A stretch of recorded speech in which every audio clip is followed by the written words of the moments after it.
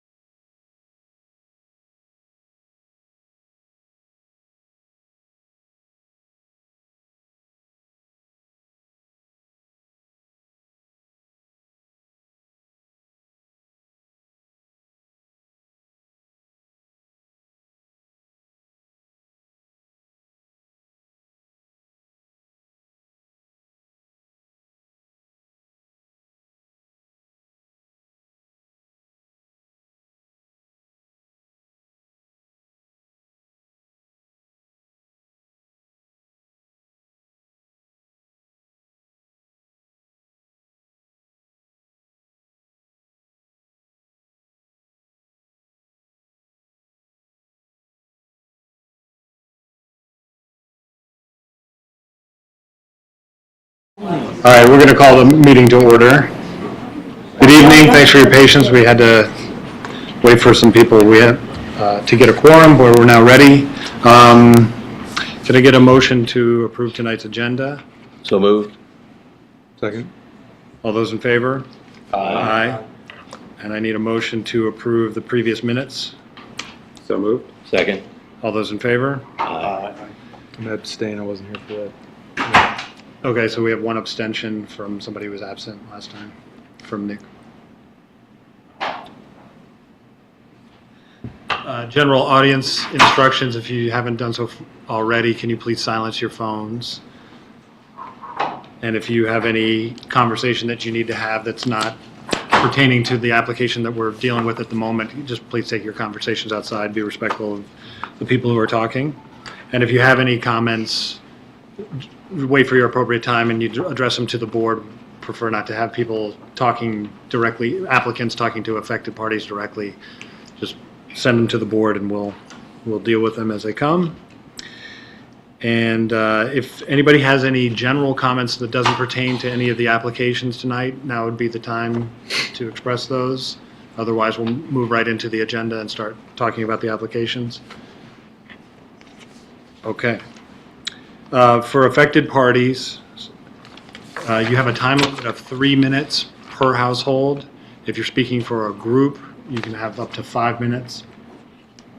We will be keeping time, so be mindful of your time. You'll get a warning sign as your time is running out, and just please wrap it up and be respectful of everybody else's time.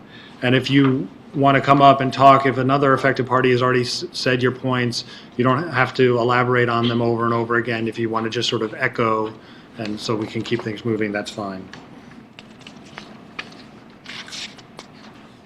And I think with that, we can go right into the meeting. So our first agenda item is the Pavilions Cluster. This is an appeal. You can come on up. We have a bit of a strange situation because we don't have our full board here tonight. There are only 6 of us, and 3 of us cannot vote on this application because we were the panel that made the initial decision. So I'll look to you for the last sort of, it seems that we cannot go forward. The problem is that you have to have a majority vote in order to be able to approve or disapprove the appeal. And that means, excuse me, you need 4 people, and they only have 3, so they can't get to the majority, so the motion can't pass.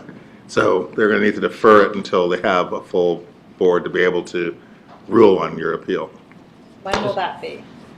I just had a question. Will the 2 things have to happen? One, we have to grant the appeal and then hear the application again if it gets granted. So we can't even vote on granting the appeal.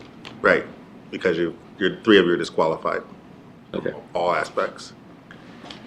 It's very unfortunate. We had one of our board members came in sick at the very last minute, so we just missed it by 1 person.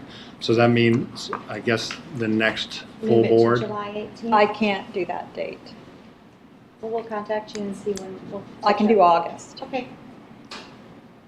We'll confirm that by email. All right, thank you. Sorry about that. So with that, we can move into item number 2, stream restoration, Wake Robin. They were first. So your applicant, I know we have a number of affected parties, so I have a list of affected parties, so I'll call you up. If there are people who are not on the affected party list but have signed in and want to speak about it, we'll give you an opportunity as well, okay?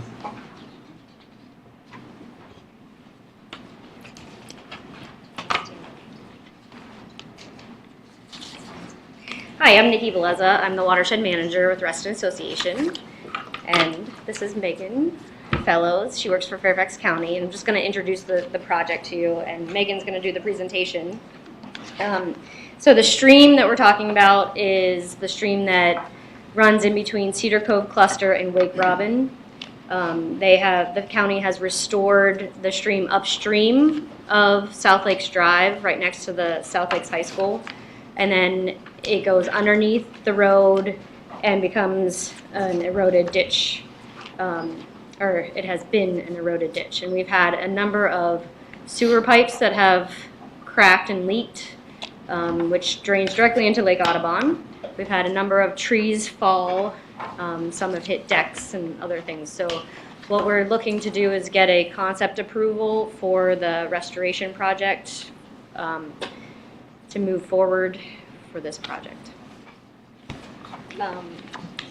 One more thing. So the county is, in the packet is the plan that was presented to the community in March. Since that was the only sheets that we had for the overall plan that we included in the notification, there has been a tweak to the design for access. So it's completely on separate parcels, and that's the additional pieces that you have that were on top. Okay. Hello, I'm Megan Fellows. I'm the project manager for we call it the Snake Den Branch, Lake Audubon Stream Restoration.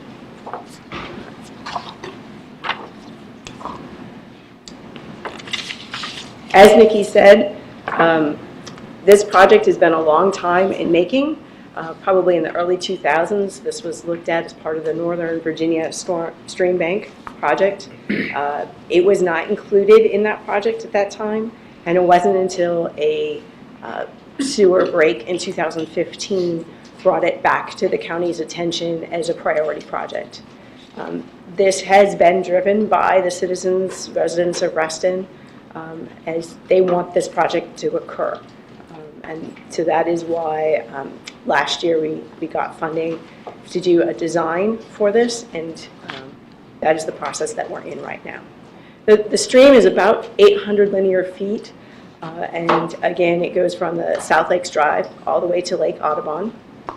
Our initial work has been completed in February of this year, and that is survey work. So we've looked at where the stream is, where the trees are, what our options are for repairing the stream.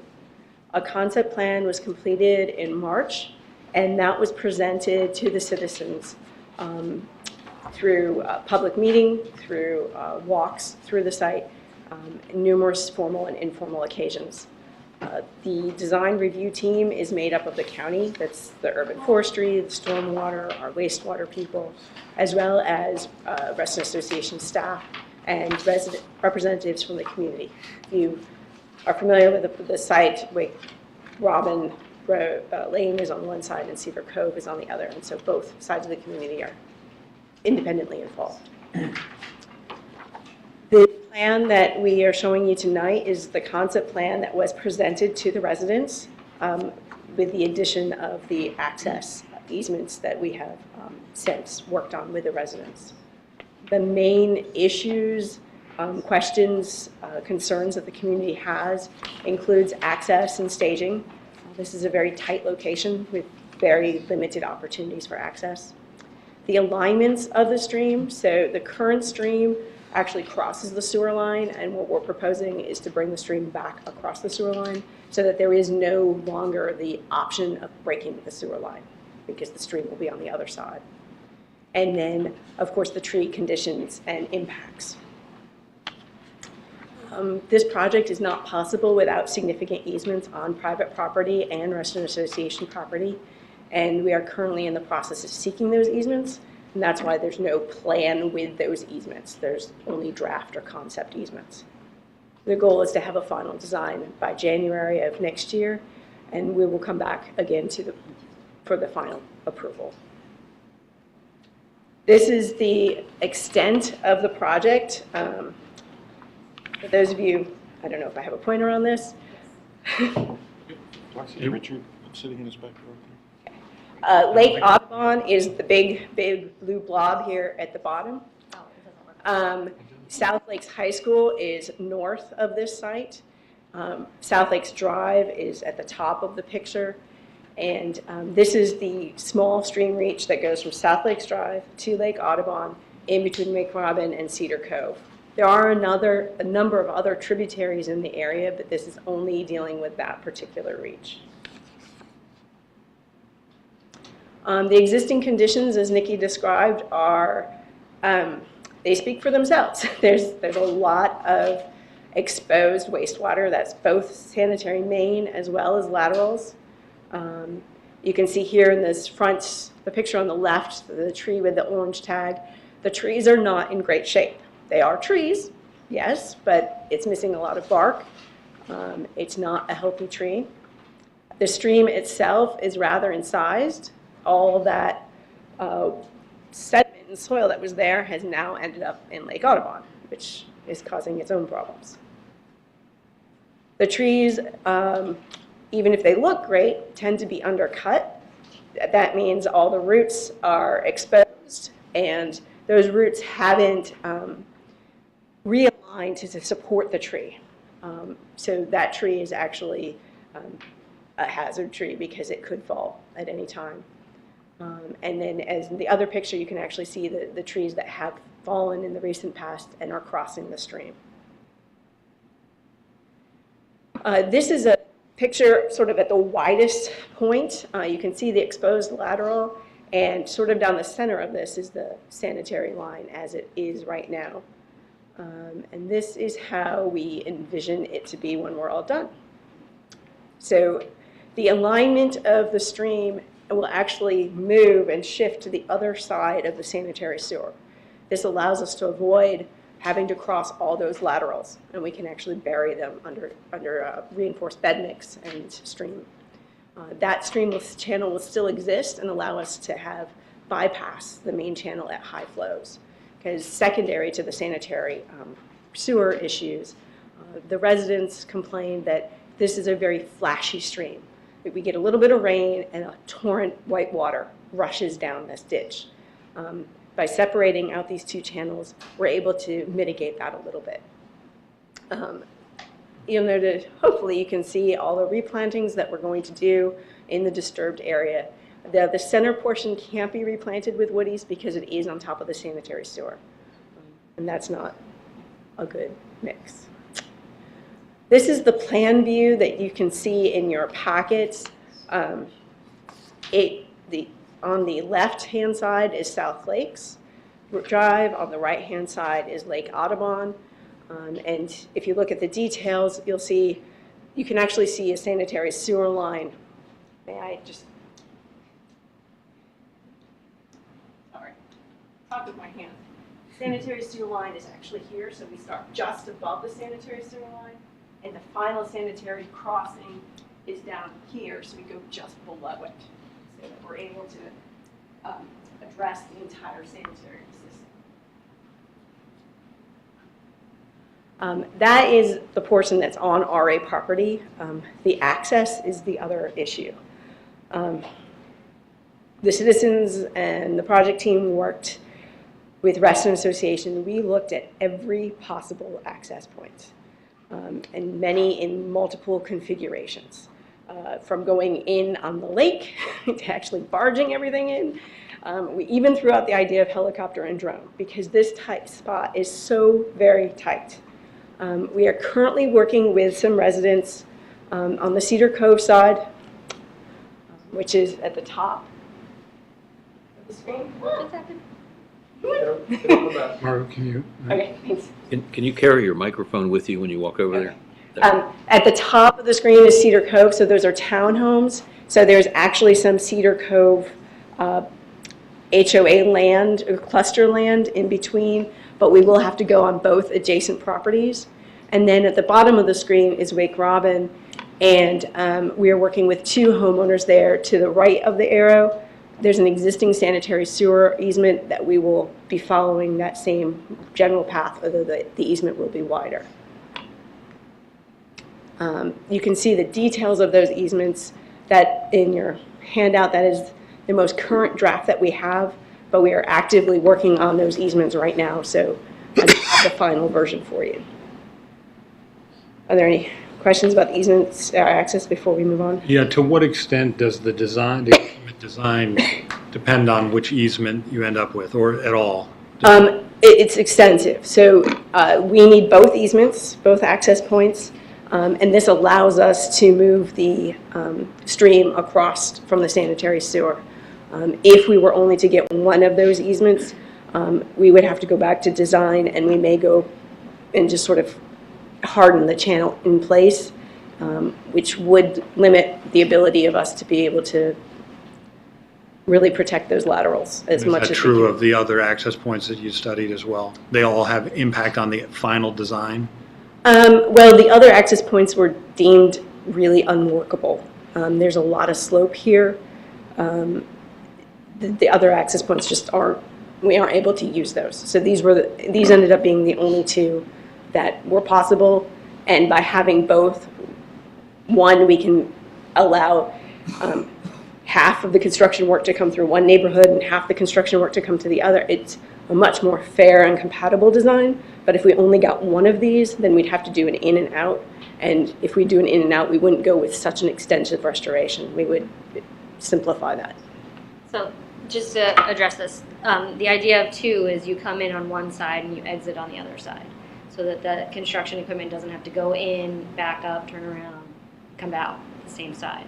So that helps with ease of Constructability everything. and Yeah. fairness. Yeah, I just had a question too. There's a large addition going on to South Lakes High School right now. Yes. And I was just wondering, there was a lot of discussion about, are they following the current stormwater management procedures? And if they are, is it possibly, could it reduce most of this comes from the parking lot that's right there at South Lakes High School and the runoff from that.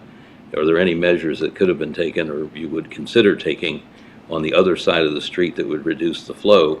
Because then that gets into the next question is this idea of the island. I think it's cute and so on and so forth, but we're always trying to save trees. And it looks like spreading the creek out or the stream or whatever is going to cause a huge amount of tree loss that I think we would object to. So is there anything you can do with that could reduce that? If we can reduce the flow, or there are different things, I know in all the other stream restorations we've had, there are different things they've done to the channel to slow the flow down without actually spreading it out. And I would ask you to take a look at that. And then the other thing I didn't understand was along South Lakes Drive, in the lower left-hand corner of what you're showing there, it looks like that's not part of the stream, but it's taking away all of the buffer for those houses on the corner, and it doesn't look like you could maybe work around that. I would hope you could, because it's going to leave that whole corner very bare, and I don't think that contributes a lot to the flow of water down this passageway. At least I could be wrong, but it doesn't look like it. Those are my only questions. That's a really good point. That left hand along the edge of South Lakes Drive was an access that we were looking at, and that was deemed both too heavy in tree loss as well as not constructible from a slope. So that is not part of the concept at this Of point. all the stuff that's shown on the drawings of all those trees getting, All those access points were conceptual at the end of March, and since then we have made improvements. the left-hand bottom portion of that drawing, no trees are coming out. No. Okay, I withdraw my question then. Well, the first one was important Yeah. in the watershed for what this stream is. It's mostly Langston Hughes Elementary School or Middle School. Not a lot of South Lakes is actually in this watershed, and they are also going through a process of redevelopment. And we're working closely with them both on the portion that we recently restored just upstream to make sure that they're not going to do anything to hurt that portion, as well as to work with this portion to make sure that no extra water comes off that could be prevented. So is there any way that the water flow could be reduced or slowed down without splitting the stream and losing another 50 or 60 trees? So the splitting the stream allows, the problem here is that the laterals and the sanitaries are too close to the surface. And so splitting the stream allows us to put extra depth above the laterals, and moving the stream away from the sanitary sewer, so all the exposed lateral, longitudinal stream, longitudinal wastewater pipe will have buffer as well. So the splitting the stream is to allow the height of the protection of the wastewater pipes. It's not a slowing down. All of the stone structures that we have in there, and I can't remember how many structures there are, like 60. There's a whole lot of them. A whole lot of them. Whole lot of them. All of those are designed to slow down the water so that we can we can take as few of the trees as possible and just slow down the water as much as possible in the channel. Are you able to relocate any of the laterals to lower them that might help? Or they're where they are because the main is where it is? They are there because of where the main is. Okay. All right, thanks. And I would say that Reston Association has been very hands-on with that, and Claudia has, you know, we've said, for the greater good, take the trees, move the stream over so that we don't have this issue, because part of the stream is going on private property and exposing that main sewer line. So we're like, get it all onto Reston Association property where we can maintain it, or the county working together, we have more control over it instead of having to get an easement to go on private property if something might happen. So in that respect, that's where most of the trees are coming out, but they will be replanted on that side as much as possible. I'm Claudia Thompson-Deal, Environmental Resource Manager for RA and an arborist. And our arborist crew has removed probably 20 trees from this site at least. They're severely undercut and in really bad shape. And so we've been working with the county on replanting Plan 2 for native trees to go back in there when the project's complete. And if it's not done, we will continue to lose more trees. They're just really ready to fall. Is there any plan to have a bridge over to this island and a small picnic area? Well, the idea is it's not going to be flowing water, because right now it's very flashy. There's very little water in it. So when they fill in the existing channel and redirect most of the water to the new channel, that's just going to be gravel, so you can just walk right over it to the little island. So, I mean, basically, just so I'm clear on this, it's not a normal stream. There's no natural water source. There It's isn't. just all runoff from the parking lot. Tiny little bit. It does flow, so that's certainly a concern if you have From standing groundwater, water. or where's it come from? Groundwater. So you get a little trickle of that, and the rest of it's coming from the parking lot. Okay. And And the the tree downside. question, currently on the concept, there is an extensive area, that's the yellow, that's the tree survey area, that the next slide counts those number of trees, and that excludes all those access points, because on the concept, we didn't have those access points solidified. And in that area of the 428 trees that were over 4 inches DBH, it is an astonishingly large number. It's 195 trees would have to be removed. 79 of them are trees of significance, 12 inches or greater. However, 68 of them are hazard, dead, they're on the sewer alignment already. So we will work, as always, with our concept plans as we get to refine it to remove the total number of trees, and then we do extensive plantings after that. One last question. No, I don't think on any of the drawings we have show the corrected access. Is that true?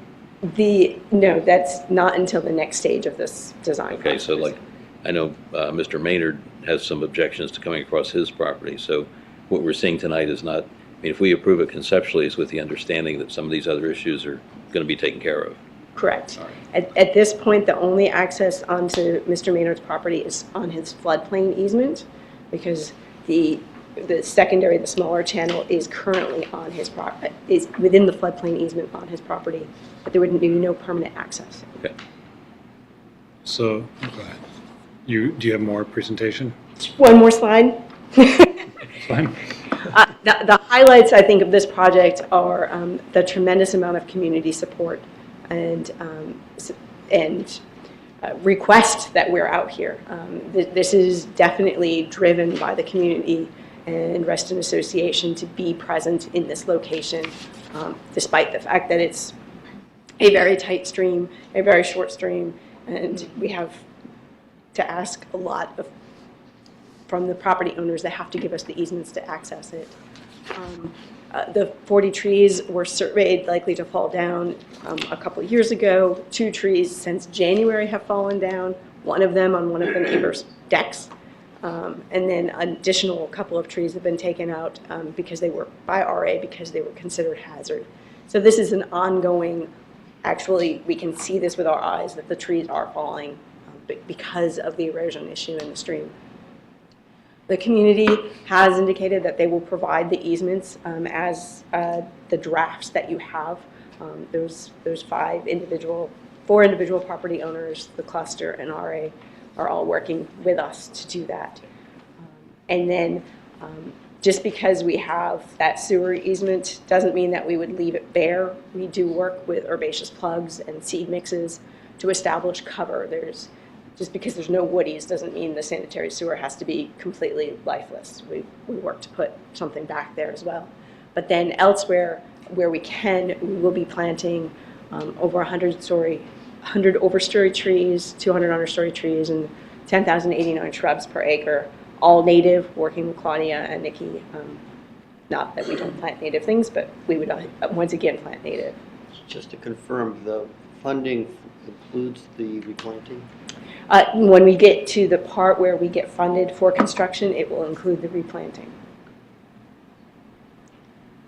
Okay, unless there's more from you or any from the board, I'm going to move to the affected parties. I have You got a couple questions. There's a large cleared area near Lake Audubon, kind of towards the southern part of the property. What's that? Is that laydown area for equipment, or is that a rehab area? Yes, Okay. and we've been looking at whether, especially because the access points are now more towards the center, Mhm. that laydown area would actually be closer to the center versus closer to Okay. Lake Audubon. So you come down in one way, down to that area, do equipment drop off, and go back out Right. that area? Okay. That's all I got. anything else? Okay, with that, we'll go to the affected parties. Is Mr. Maynard here? No, he's not. He's not. Okay, well, we have his statement. I think everybody's had opportunity to review that. Ms. Drissel?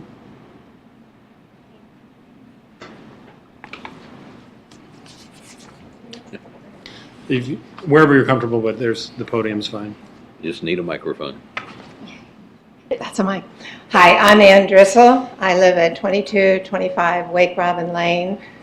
On the chart, I'm where you see sort of a triangle down just before you hit the lake. That's me. And I've been variously called the ditch lady and various other things. I am probably one of the official watchers on the stream. I bought my house in 2004 and almost immediately was caught up in what are we going to do about the stream. And it was originally supposed to be worked on as part of the big mitigation plan that was called the Snake Den Plan, but for various reasons, which I attribute to the fact that this is more a ditch and the other was more a flatland, that it just didn't match up. There was also neighbor issues, and it disappeared. In about 2006 or 7, when Reston drained Lake Audubon because there was a leak in the dam or something, the lake was completely down, and we had, those who were here remember, a huge, huge storm. I watched the whitewater raft water flowing down there, and by the time the storm was over, the ditch was 10 feet deep because there was no countervailing water force. I looked out, and the sewer pipe that we're discussing to the left end of it, to the right end, right at the lake, was hanging in midair. And I called the county. The county said, "No, lady, those are your laterals." I said, "This thing is a great big pipe, and it's hanging in the air." So it ended up, the sewer department came in, I gave up magnolia trees and other things, and they built a road down my property and loaded boulders into the whole far right end there so that that was stabilized. But meanwhile, upstream from that, it was 10 feet and then, reduced over time. So we've all been watching this for years and begging for help. But what happened that was dramatic was when the children in the neighborhood discovered that there was a leak in the sewer pipe. We had all been complaining about it and all, but a leak in the sewer pipe that necessitated closing Lake Audubon for a few days while they cleared it. So I'm here to just say I am so commending of everyone working on this. I think it is one of the best examples of good community and governmental collaboration. I commend the team that's working on this with Fairfax County. Talk about good servants of the people. They have done a phenomenal job. This thing includes a whole homeowners association, which has a whole different way to be dealt with. On the side I'm on, there are 12 individual homeowners. We're not an association. My time is probably up. But they have had to deal with all of us and all of our different opinions and all of our different interests. And some of us have trees falling on our property, and some of them worry that the tree from the other side of the bank is going to fall on their deck. This thing is a ditch with houses right up against it, and it has to be repaired. I commend the county for finally realizing that this was a top priority, even though it's just a little ditch. I appreciate the questions about the water flow, and I can tell you, I went over and walked in rainstorms on that newly restored area over by South Lakes High School, and I did a naughty. I actually went inside the sewer because I wanted to see how water went into the ditch when it rained hard. And I can tell you, because I've used a timer, within 3 minutes, you can whitewater raft by my house. It's mostly coming from the road. The work they did on South Lakes and that restoration back there is holding that water and soaking it in. But nothing can stop that huge runoff that hits like that. So there's a different problem there to be addressed. But all in all, I commend it. There are people here who are standing on their head to help it make it happen. And I commend the team. They have looked at every possible entry in and looked at every tree and every building, and they have found a solution, and I commend it. Thank you. Thank you very much. That's all I have for registered affected parties. Was there anybody else who wanted to speak on this issue? Okay. Any additional questions over here? Oh, I'm sorry. Yeah. Yeah, come on. I didn't see you there. Sorry about that. Can you just say who you are and where you live? Absolutely. My name's Barbara Korolchik. I have recently purchased the home at 2219 Lake Robin, and so I apologize. I got the notification and did not get myself registered in time for affected party. I just want to echo pretty much everything that Ann has just said, in that as a new resident, as part of my home decision to purchase 2219, as soon as I discovered there was a current easement on the property, I reached out to the county. My realtor helped me get in contact with the folks who are planning this project, and even though, as it stands right now, one of the access easements will be almost entirely on mine and Nita's property, I am 100% in support of it. I have really been impressed with how much the community has rallied around trying to make this happen. And as Reston residents, none of us like to see a tree come down. That's a big part of why we like living here, at least why I like living in Reston. But I have every confidence that they're going to do everything they can to replant, and they've made every arrangement to have landscape architects come meet with us to personally walk our properties and come up with various solutions for not only how we can live through the construction when it happens through the restoration, but also what we can do and what we can expect in the outlying years. So for whatever it's worth, I'm in support. Thank you. Anybody else? I need to make one comment. Sure. Just for pure transparency, I also live on Wake Robin. I'm directly across the street from Mr. Maynard, so I'm not backing up to this, but I'm well aware of what's going on. I don't think it'll affect my vote, so I'm not going to recuse myself. Thank you. Any additional comments or questions from the board? I have one additional comment. I would encourage you guys to maybe take lessons learned from the previous stream restoration projects for plants that might not have been appropriate for those, utilize those on this, or something new on this one, just to make sure that we get the best product possible. But I'm in full support of, conceptually what's been presented tonight. Make a motion, we approve the plan and concept as presented. Some stipulation with the easements. That's just conceptual. Right? Conceptual approval. Yeah. I'll second that motion. Any further discussion? All those in favor? Aye. Yay. Thank you very much. Thank you for your comments from the affected parties as well.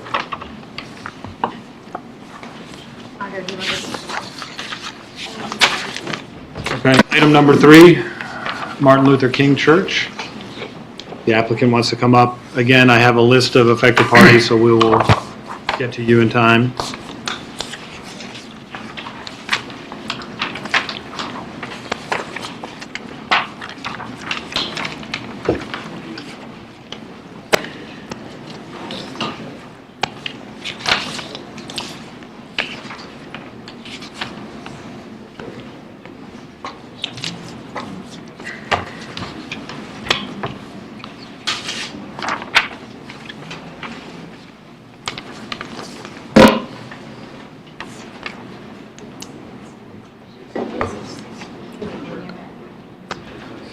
Okay.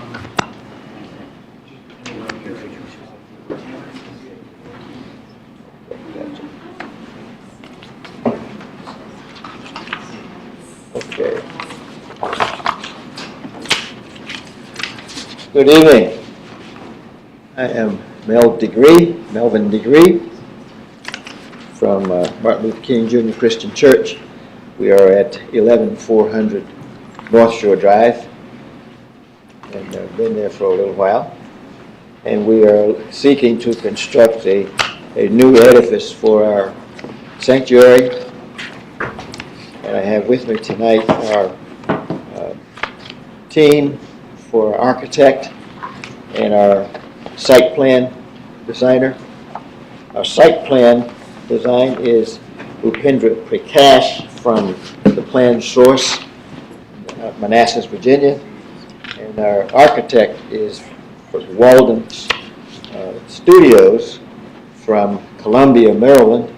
And our project architect is Carl Ramsey, who will discuss the building part of our presentation. And Upendra will discuss the site plan part of the presentation.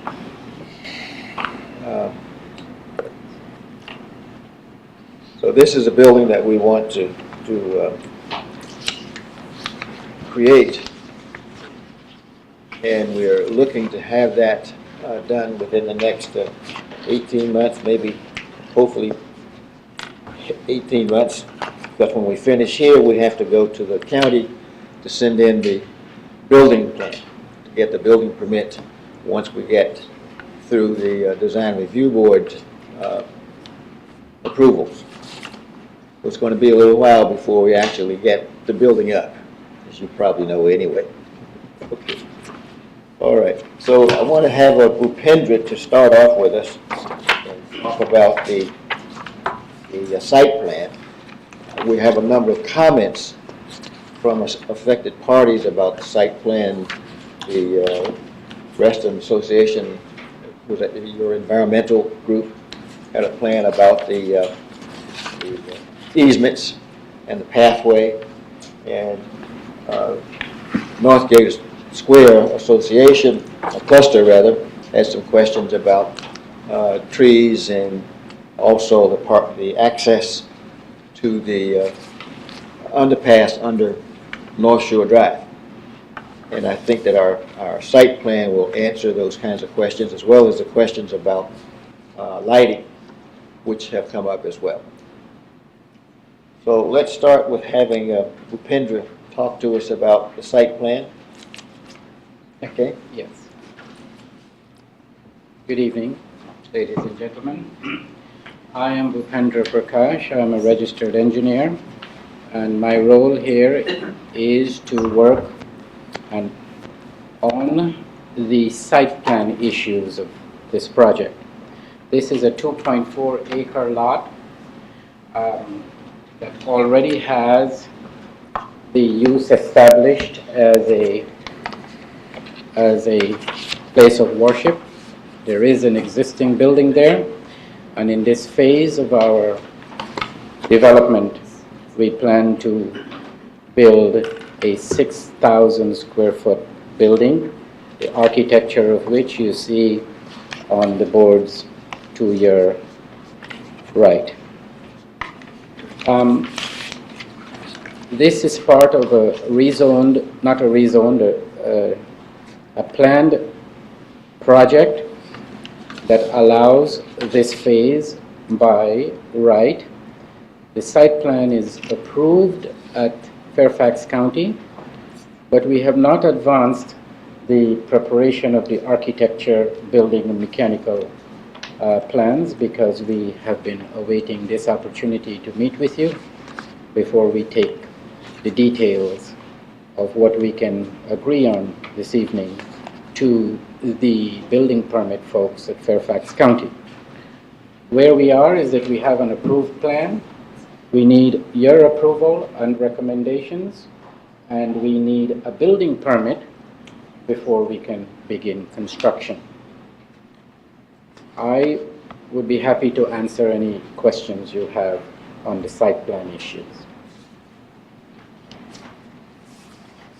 I just have one question or statement. Normally, we would like to see a project of this magnitude come in way back from where we are now. And if the county's already approved this, that's all well and good, but the site plan truly should have come here first, because I think that the site plan is going to cause some issues with this board and perhaps the affected parties. And then we'll get to the architecture. I think it would have been smarter to have an informational-only meeting with us when you first began this project, so we could have had input at that point. I think now you're so far along, I think the working drawings appear to even be done, ready to file for a permit, and this is the first time we're getting to see it. I hope that doesn't cause you too many problems, but I'm just making you aware that this probably should have come in a year ago when you first started. I regret that decision of not having come to you. I was under the impression, you see, I was under the impression, because I've worked with this board before, where, and it is my lack of experience, we have not dealt with site plan issues before. It was mostly architecture. But that's old information, and I have not been before this board in about 10 years. Nevertheless, the building is only 6,000 square feet. The road frontage, the landscaping, the parking lot is existing, and the parking lot will remain. Sorry, can you say that one more time? The parking lot is existing. Everything about the parking lot is existing.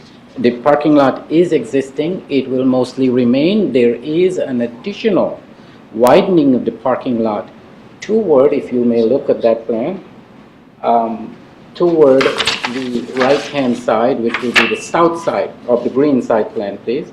If you may go back to the site plan. Most of that parking lot remains, and it will not be demolished, but added to. So it comes all over there, it's doubled in size. I didn't see it in here. Do you have a drawing that shows the comparison of the existing to the new, or existing to the proposed? It would appear from the aerial photographs, the existing parking lot is about half the size of the new parking lot. I mean, from the aerial photograph I'm looking at right here. So it's okay, it's nice that half the parking lot's remaining, but doubling in size is an issue. It's not the same parking lot. It's twice as big. Yes. Plus, there's parking all the way down toward North Shore.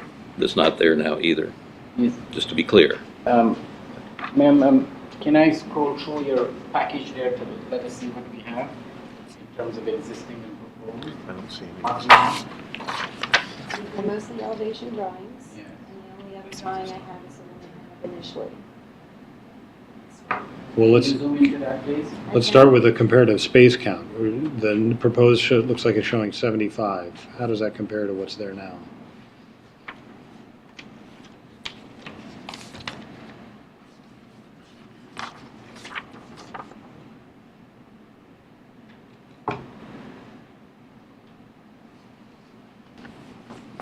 Just looking at the aerial shot, I would guess there's about 30-something spaces there. Bear with me.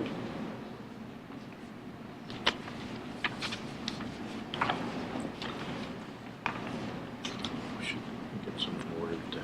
I think a little more ordered down, just in terms of getting comments from the board members. I believe we have close to about 45 parking spaces there. But make their full presentation. Yes, so then they're adding this. They're adding this, and here they're adding this. May I offer a little bit of background information which you may not know of?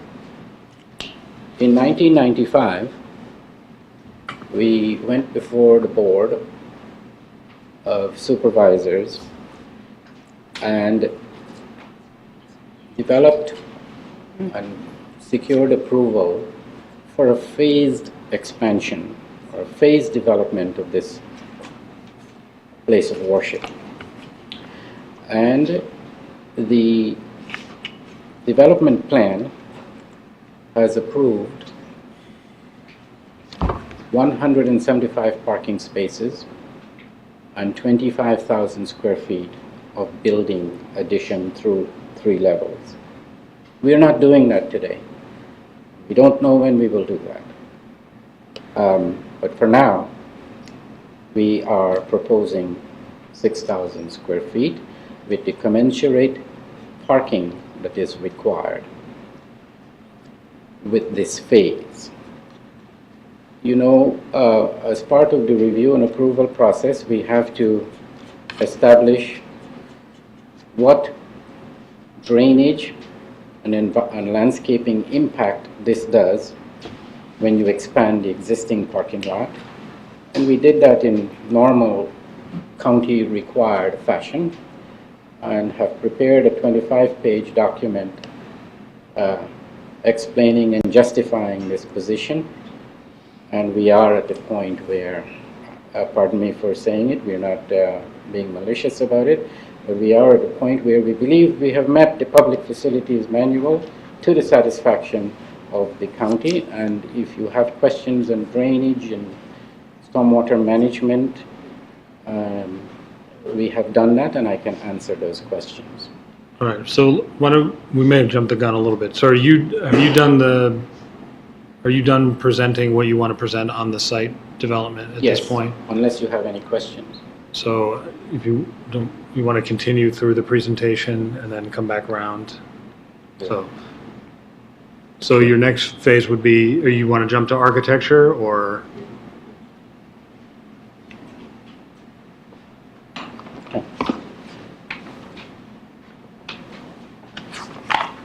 Hello, my name is Carl Ramsey. This is Andy Bennett. We are from Walden Studio Architects, and we are the architects and designers of this new church facility.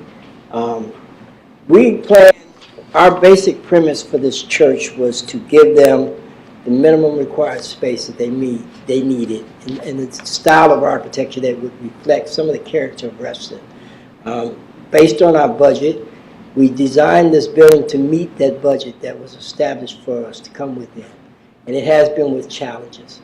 Some of the site issues we did try to resolve with the civil engineer in terms of how it affects the site and so forth. So we cannot answer questions to landscaping or anything of those natures. But we can't talk about the character of this building. We can talk about its functionality, its construction type, and how we try to mirror some of the elements of existing buildings within the Reston community, and also in terms of colors, textures, and materials. So as you see, we're looking at mainly a very traditional form of architecture in terms as it deals with religious facilities, with the 612 roof, 612, 812 roofs. Is that right? Or is it 10? It's 1012, 812. I'm sorry. 1012, 812 pitch roofs. The building is basically constructed of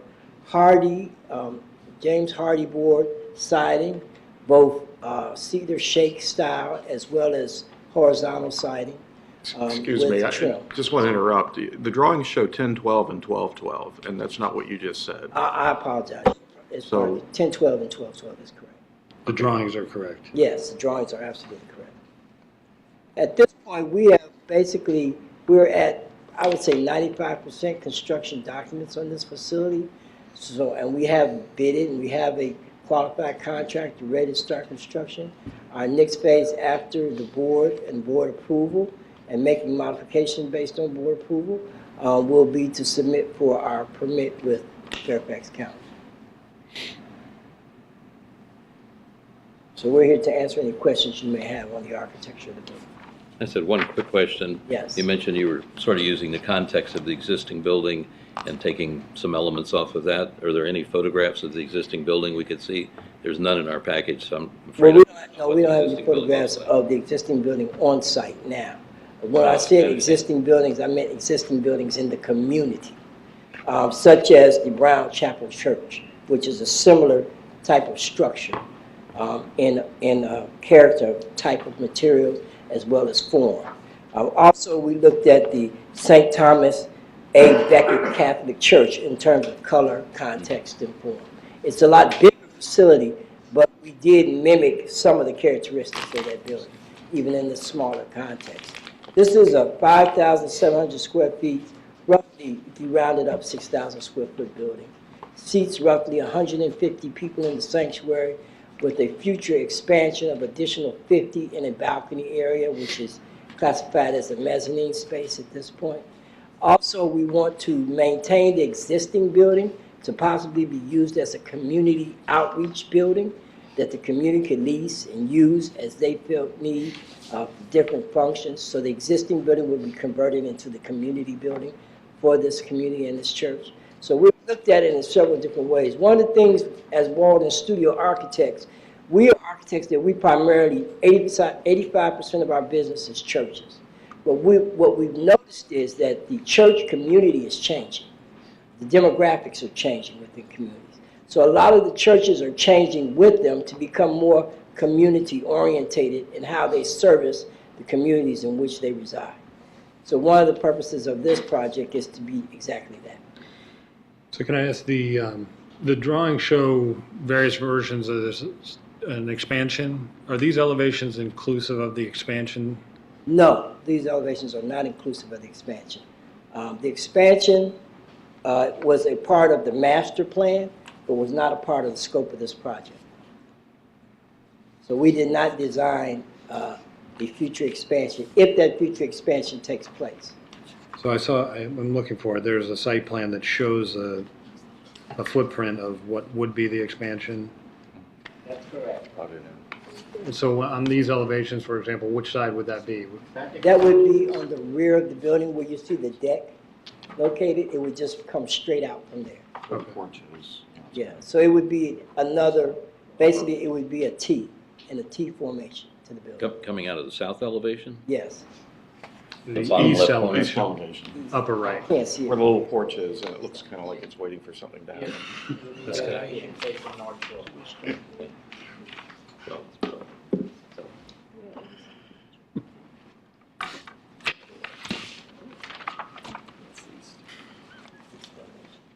Okay.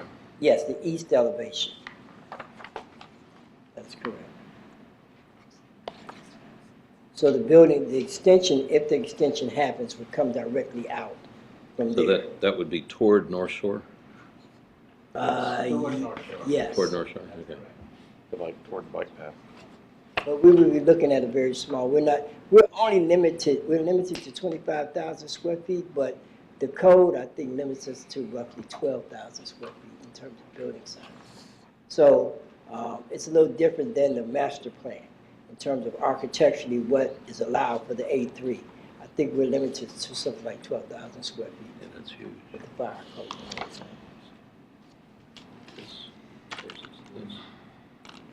I just had a question on the, got a couple of different drawings Yeah. of the site, and one shows several projections toward North Shore, and one shows the North Shore is being flat across, and I just, like that drawing shows it being flat across. There's another drawing in the package that shows lots of bumps and extensions and things coming out.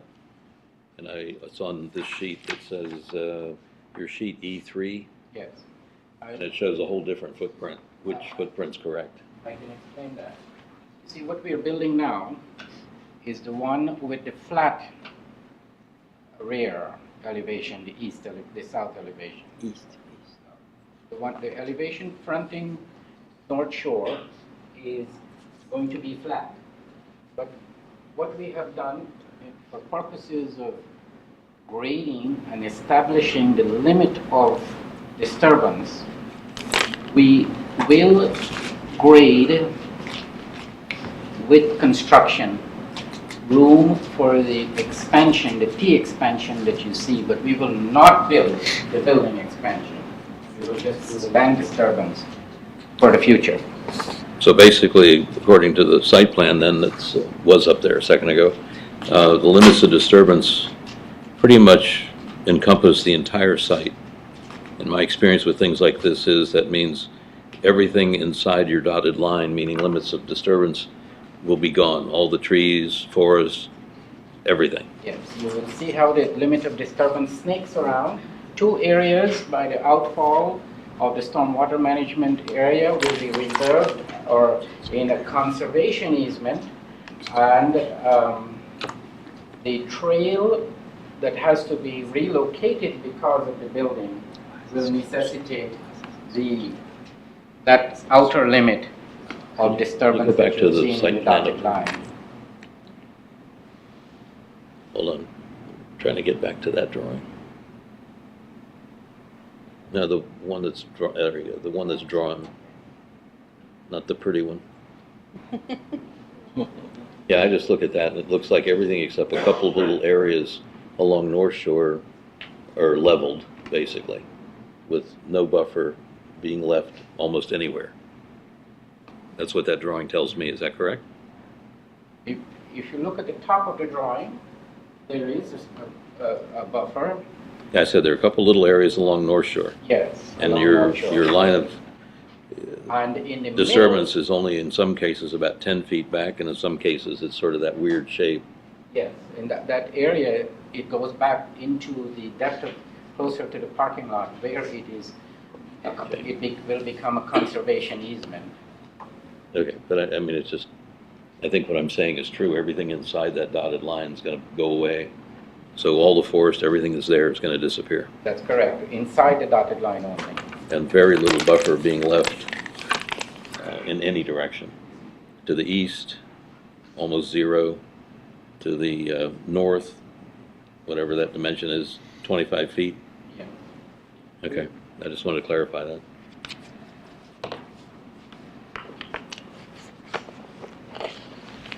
All right. You want to hear from the affected parties now and then come back?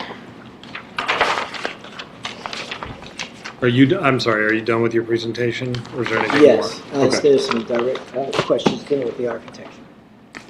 We may come back to that. We're going to let the affected parties come up. All right, thank you. We'll come back to the board. So Carol Major, are you here and do you want to speak? I don't think Carol's here. I'm Andrew Ivovich. I'm also on the board. You're next on the list, so if Carol's not here and doesn't want to go. I don't.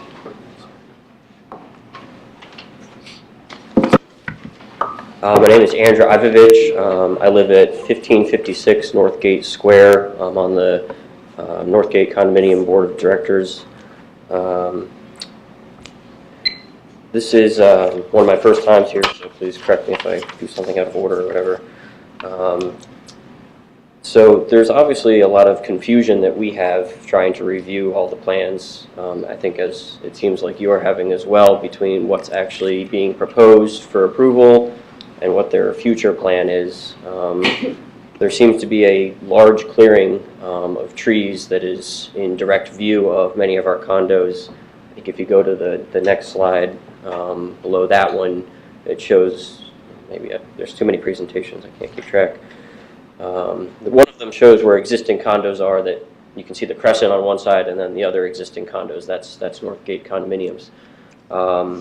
And there's a direct line of sight from some of our condos to where there's currently trees, and then in those trees is the meandering pathway there's an existing easement. It seems as though that because of their the large future plans, they want to completely eradicate and move the pathway to leave very few trees between the view of the large building and the condos. So that's something that we're certainly concerned about. In addition to the discrepancies in the drawings, we can't really even tell exactly what is being proposed for construction at this point. So we would like time to review something that's more complete and understandable of what's going on. And I walked that pathway this morning. There's lots of trees on both sides of the path as it exists now. And in the proposed plan, it would be completely open on one side and very close to the road with a few trees on the other side, which I don't think really matches with a lot of the pathways in Reston that I enjoy walking on regularly. Please. Sorry? I just asked you to go back to the site plan because I want you to point out where the pathways you're talking about. So the proposed plan is what's in brown there. That top right existing apartment, that's the Northgate condominiums. Another discrepancy I noticed is that in this picture, the existing building is shown. In some of the drawings in the packages that I got off the Dropbox, that's not shown. And they mentioned earlier that it would remain as a community building, so that's a little confusing. Also, in the plans I looked at, it said that 40 spaces are required based on the proposed plan, and they were providing 93. I don't see how that's appropriate either. So there's a lot of concerns that we have. I think I've highlighted most of them. Just the lack of buffer and the losing of that beautiful pathway that connects the majority of our apartments to the rest of the pathway system. I think that's something we need to preserve its serenity, and this does not do that. So it's a big concern of ours.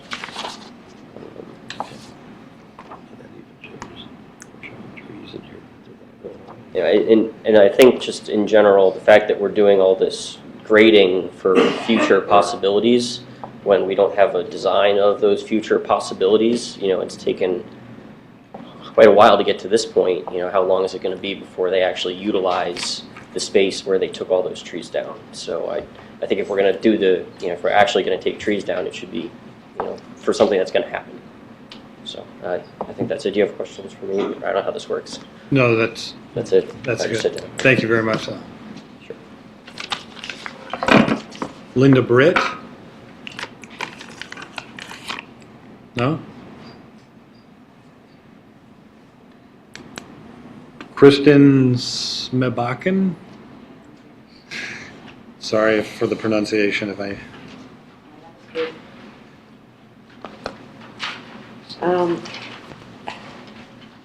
I live on the back of that picture. I'm the most affected one in Northgate Square. Sorry, can you, on the left side of the picture? Yeah. All right. And I've been involved probably with this project since I first moved there, because shortly thereafter, Fairfax County came and notified us that they wanted to do this. The only problem I have right now, I went to a government meeting. They were going to originally put a double-layer parking lot on the backside. That would definitely affect our row. And so Representative Dix got it to where they're not going to start that double layer right behind my townhouse. They'll move it over some, so our neighbors, we don't get the lights from the second story. I'm just kind of confused. In the one picture that's not so pretty as this one shows the path being moved and trees being left, and that's fine. Are they gonna, what is happening to the tunnel?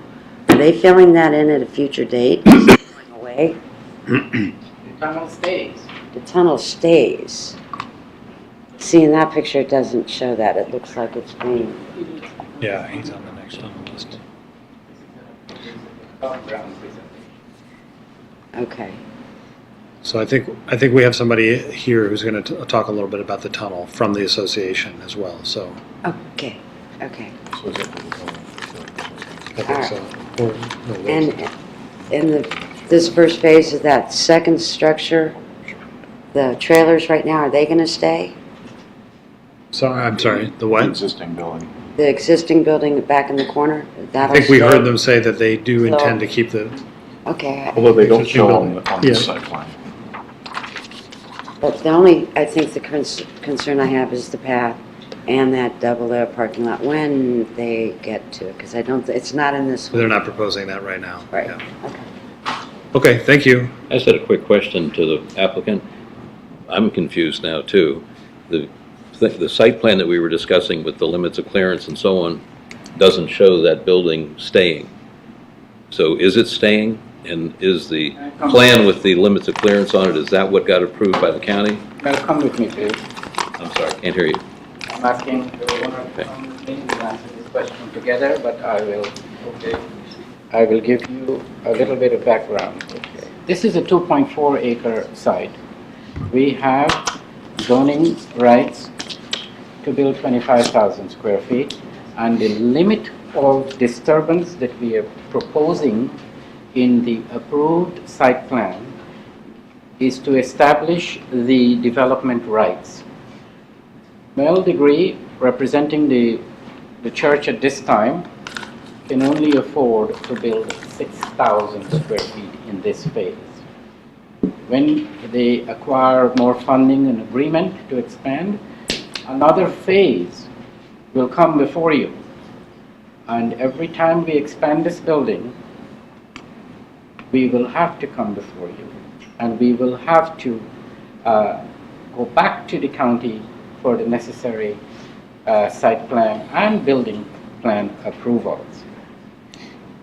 Given the zoning and development rights of 25,000 square feet, this building of 6,000 square feet that is new, and the building that is existing in the order of less than 3,000, we would like it to remain until we can expand again, at which point we will lose the existing building. Please consider this as a temporary phase. The limit of clearing that we are proposing is not against the development plan that we have worked for and sort of preserved until this date. Tree cover. The relocation of the trail has been discussed in public forums before and agreed upon by the zoning administrator. The landscaping buffer that is along Northgate Square will remain. Right here, We are not expanding the parking lot in that direction. in that direction. Yeah. Now, ultimately, whenever Mel gets the money and so forth, he has the right to build a two-tiered parking lot to achieve his total required parking spaces of 175. There are currently 40 there at this time, and we can live with 40, but we have the right to build 94 now, which will create the footprint for the future second-story parking. Now, What do you mean second-story parking? Just what he said. to get, A deck? Yes. A parking deck? yes, Yes. Well, that'll be interesting. to get 175 parking spaces, you will require a parking deck, and it will be your right to reject it, but it is already, may I ask and present to you that this was discussed before the Board of Supervisors, and it is part of the development plan associated with this project. You understand that those are two separate processes, right? Yes, but it is done. Related, but. That was done in 1995. You know, these churches have long-term plans based on their funding, and here is where we are, where we can only afford to build 6,000. But are you presenting to us that you will not allow the ultimate expansion that we worked for so far? Okay, so the answer to your question was yes, the building is intended to stay for the time being. Yeah. Okay. You got that, right? You I understand? believe I understand that. Okay. It's an evolving. I think the point Graham was starting to make, though, that we're not arguing about your rights of whether you can build this building or not. It's just you're bringing us in at a very late date. And whatever the Board of Supervisors did in 1995 doesn't carry a lot of weight here, I'm afraid.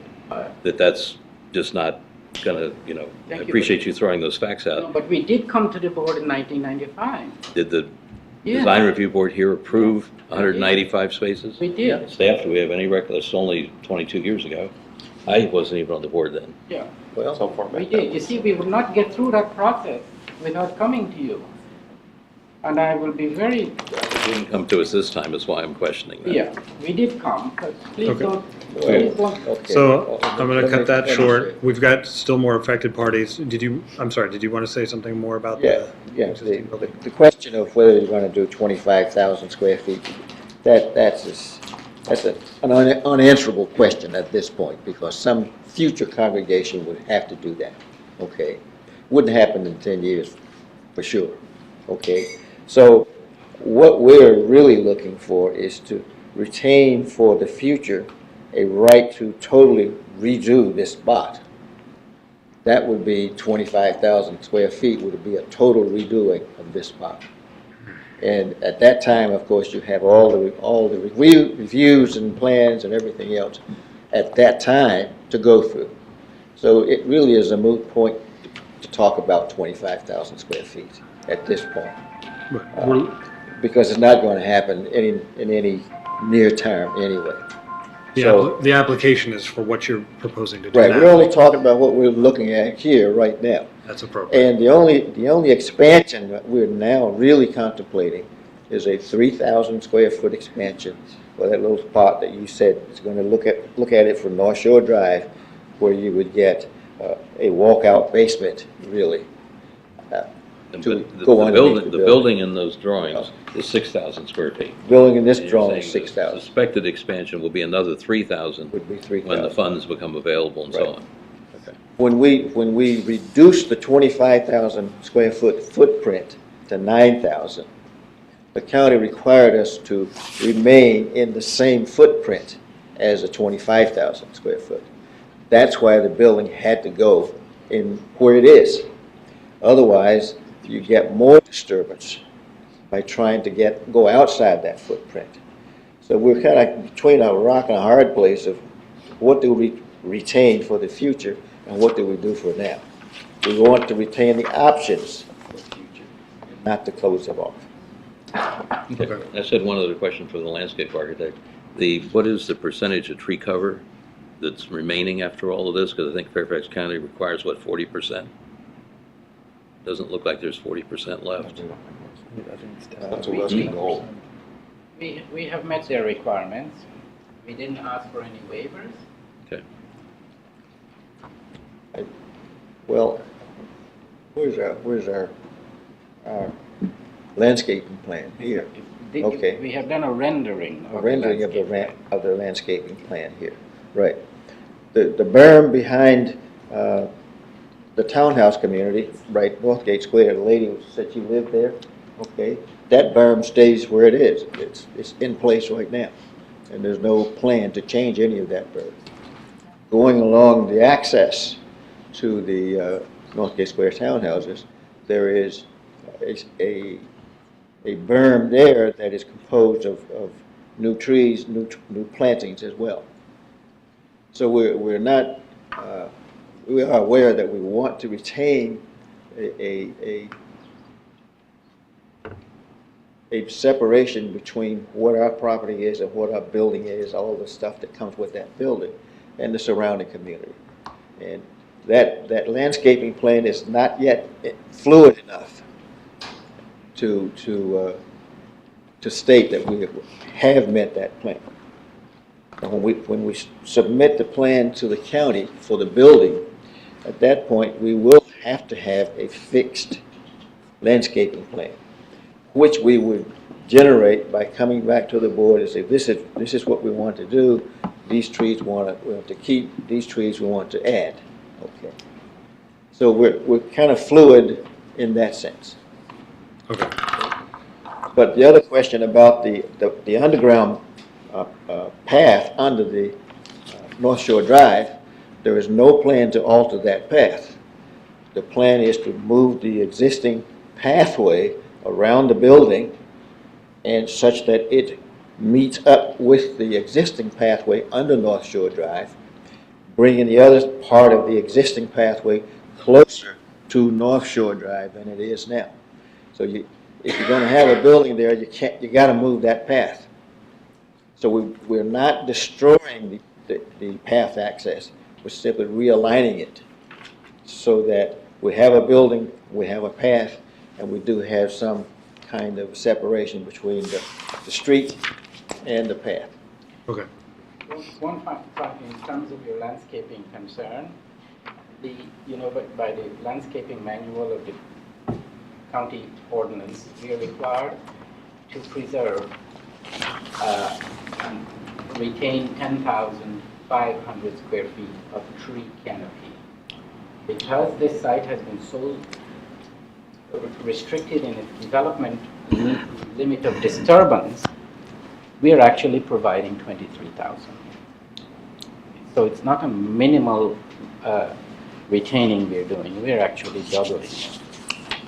For a 2.4 acre site and building now a 6,000 square foot footprint is considered very, I would say, minimal floor area ratio. I hear you say that, but I can't see that in the exhibits you're giving us. So I think we at least, for me at least, I'm going to want to see a little more detail on some of that. We can come back with that. That's a side comment. I have other comments. I'd like to move to the next affected party if we can, so we can get through the list and then. If I may, I just wanted to ask a question of the board. You asked for additional detail in terms of these What canopy plans. exists, what canopy is being removed, and how much the site will have. Tree removal? Yes. Yes, we don't. Trees are removed. And also, Trees, parking, existing versus proposed. okay.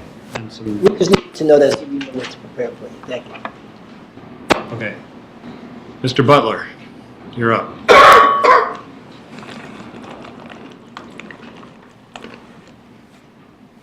Good evening, everybody. Larry Butler with Reston Association. I've got a few comments. My first one, I first dealt with this about 3 years ago, and I had a question for the applicants. Is the site plan approved at this point, or is it in some state of approval? Because I think... May I answer? The site plan is approved but not permitted because we have not bonded it yet. Okay. All right.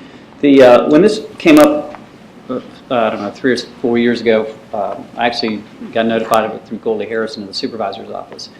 And, you know, so I'm actually surprised that they're in front of the DRB today because we've really not had any contact with them. We have a pathway easement over the property, lighted pathway. I don't see any detail about light replacement. The site plan is not a graded site plan. There's very little topography that I've got here that typically I think the DRB looks at to make sure that we don't have any ridiculous grades that are being considered. My understanding, I do recall, I think you and I may have had a couple of emails, they originally were going to apply for a waiver of stormwater management and detention, which we said we would deny. So assuming that is still the case, they've got some detention shown on the plan here. Very little detail of where the outfall is towards the underpass. And yes, the underpass will remain, but there's very little detail about the pathway connections and so forth. Again, the site plan is pretty generic in that respect. So I think we definitely need more detail on that. We're also concerned about the rerouting of the pathway. It's a very popular pathway. This goes to the Baron Cameron underpass. It goes to Brown Chapel Park, Baron Cameron Park, and so there's got to be consideration of rerouting, staging the pathway changes so that we can continue to have access through there. Another question I have, and I think one of you asked that, is what are the specific parking requirements for the size of the building, the gross floor area? And are they meeting that, exceeding that, and to what extent? Similar conversation that was held with respect to the church up in North Point over the past couple years.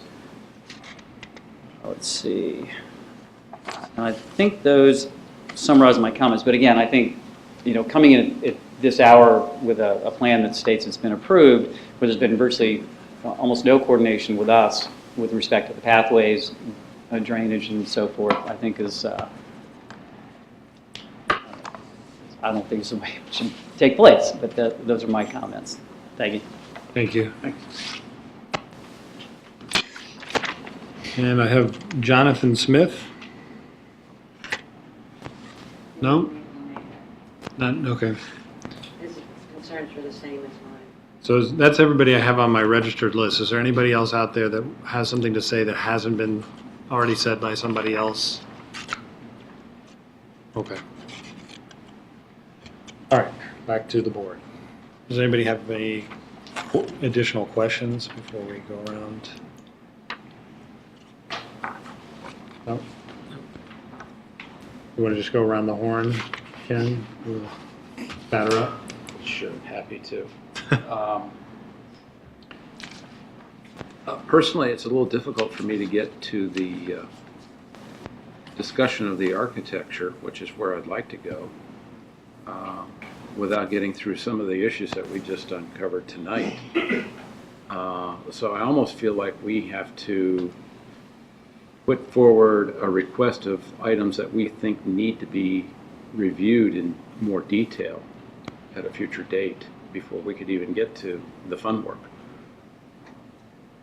Because I'm more confused now than I was before when I read the materials. So I just need some clarification. That's all I have at the moment. Okay. So I think it's a difficult site. It's really small. I was sitting here thinking about Oakbrook Church that we've looked at the corner of Barron Cameron and Reston Parkway. I was thinking about the United Christian Parish Church that we've reviewed not too many years ago. Thinking about the LDS Church down at Fairfax County Parkway and Lake Newport Drive. All of those sites are larger. I'm sure all those sites are larger. All those sites have more tree coverage. This is a small site, so it's difficult to put a lot of building on here from Reston's perspective in terms of maintaining tree canopy, maintaining a sense of respect with the neighbors. I also wrote down what used to be Good Shepherd Lutheran over on Moorings Drive, which is practically, a softball throw from this site. It's now the Thai Buddhist church over there. Heavily treed site. You can't even find the building, in the trees. That's not what's happening here. It's a small site, and there's just, in my opinion, not enough natural site left. In particular, along North Shore Drive and the corner there where the path is, the sense of the path through the trees, all of that's part of that established character. So those are kind of general comments. In terms of maintaining the existing building I would describe as looking like a temporary facility waiting for the real church that was to come, and I think it's coming now if we approve this. So if this is approved, I would like to see the existing building removed. It looks like more than doubling the size of that existing building with this proposed church. And so I think it's the time to get rid of it rather than delaying that, because you're doubling your space or nearly doubling your space. It's not a particularly elegant building because it was temporary looking from the start. And I think removing it gives you the opportunity to add more landscape and more buffer and so forth. And I think the site plan that's into Fairfax County doesn't show it because that's what we're looking at in our package. And I think it's a late breaking, wouldn't it be nice to keep it and have a little more space for the community? I would not like to keep it. I would like to see it disappear.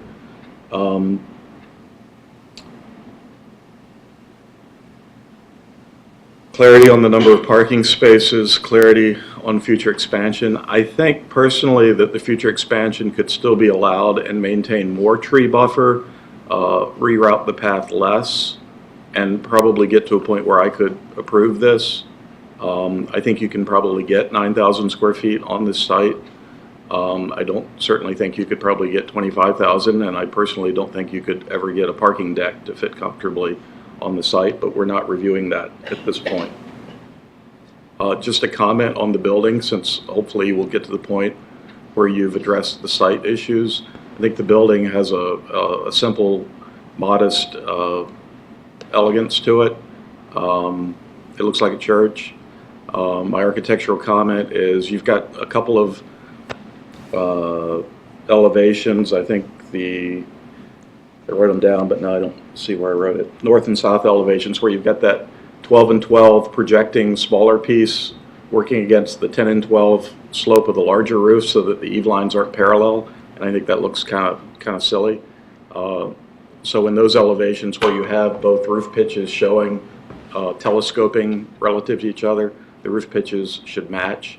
I think the colors on your color palette board look way better than the renderings. The renderings kind of got a little yellow, a little green. I think the tans and taupes and whites and all of that would be simple and appropriate. I'm not real fond of the dark gray split-faced or ground-faced base. I think that looks a little utility, and I don't think it quite goes with the color palette. And I wasn't sure about the shingle color on the roof, which we would want to have more detail on. The building itself, like Ken said, if we ever get to the point, I think some tweaks, it's there. Last comment maybe on the building, the windows look a little mean. The double hung windows, I'm sure it's an economy. Imagine it's an economy thing. I know this is a stretch for the church to get this built. And you're looking forward to getting it built, and you need to be able to afford to get it built. casement windows or something that looks a little less builder residential for those double hung windows would dress it up a bit more. Again, Oak Brook Church is not too far away at the corner of Barron Cameron and Reston Parkway. You can take some clues there. The Montessori School that used to be the Disciples of Christ United Christian Parish on South Lakes Drive is another example you could look at for steep pitched roofs with casement windows. There is a kind of Reston look that you seem to have gotten here, I think, almost. And I appreciate that you're trying to do that. Thank you. Thank you. Richard?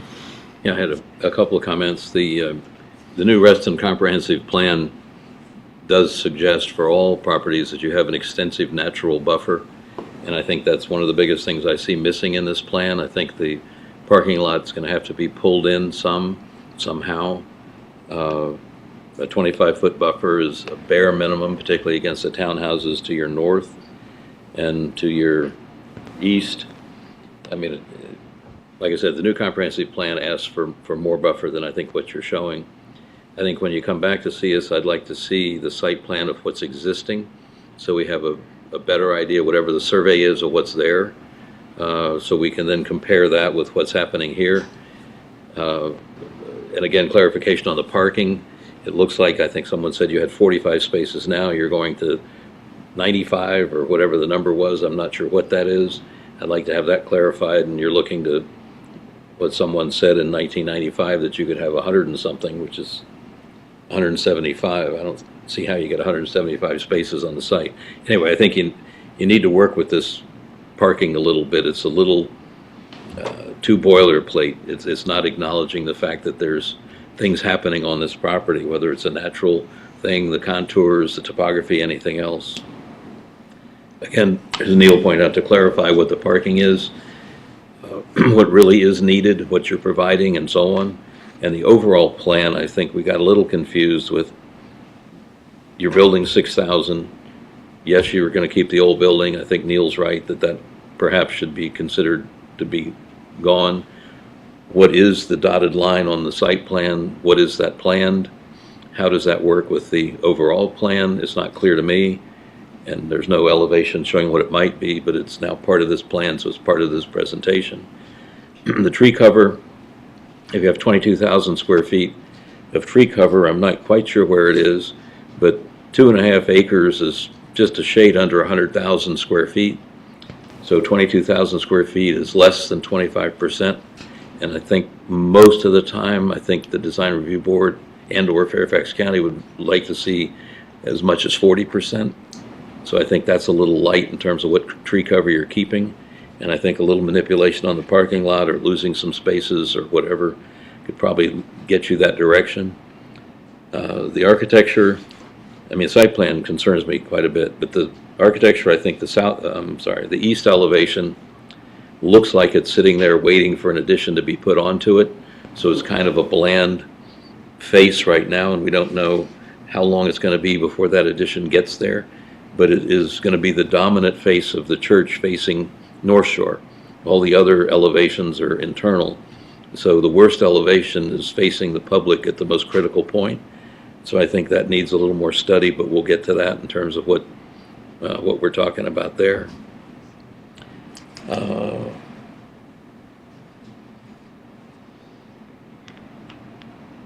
And I guess some photos of the existing conditions and a survey would really be helpful, again, with a better analysis of the parking and the staging or the chronology you guys are talking about. That's it. I would echo everything that's been said so far, and add that if there's signage, contemplated monument sign, it'd be nice to see that now and how that plays in with the architecture and the landscape plan. Would really love to see the actual landscape plan that's with the site plan and the tree preservation plan and the a lot of the site plan documents that seem to be been omitted from this application tonight. To get those in the future would be really helpful. Maybe we can work out a solution moving forward on this. I agree with my colleagues. Seeing the existing versus the proposed on a number of these issues is really helpful to us. the one point that was made and how it affects the lighting on the trail. I don't think we've mentioned that, but that's one of the things that the trail is important in this area in particular, so we want to make sure that you have in mind.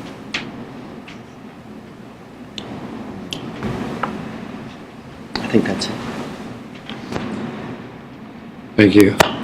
I would just add to all of those points that I agree with. An exhibit showing the context of the neighborhood, the site plan would be helpful. Something zoomed out, maybe not something that gets submitted to the county necessarily, but just to, it's very difficult from my side to understand where the neighbors are and how close they are and the true impact to them. So I think you do yourself well to provide some exhibit to help provide a little more context. I would encourage you to provide more consistent exhibits because you can see the confusion that's coming across both from the affected parties and from members of the board here, not really understanding what you're actually proposing. We hear the idea, we understand the concepts, but all the exhibits should be aligned with one another so we know what exactly we're approving. And I would also sort of challenge you to reach out to some of the other affected parties, both the neighbors and the Reston Association. It sounds like a lot of this development has gone on in the absence of coordination with them. And I think that's it for unique comments. Lighting? Parking photometrics. Yeah. Yeah, I was going to hit on that. There are two other things to clarify. Any signage that's being proposed as part of the site plan, so we know where it is proposed to go. And if you're not far enough along to tell us what it looks like, we'd at least like to know where it is. And as Ken started to say, something about lighting.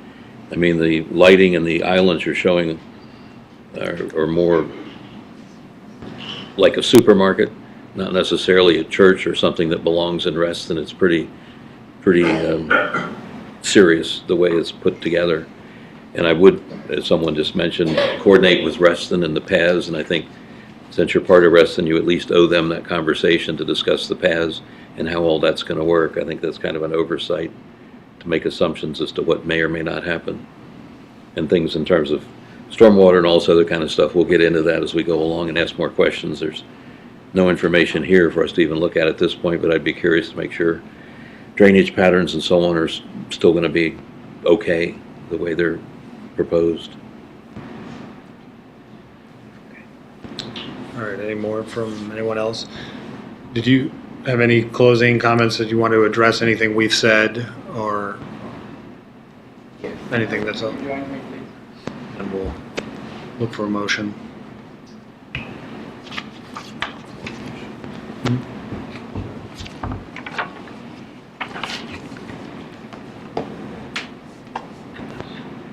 We have 40 parking spaces, parking lot. We have 40 parking spaces existing currently.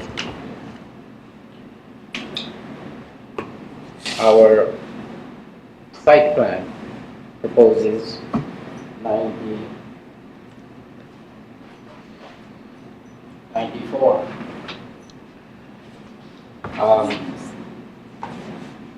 Our stormwater management plan, which meets state standards, county standards, include underground detention systems.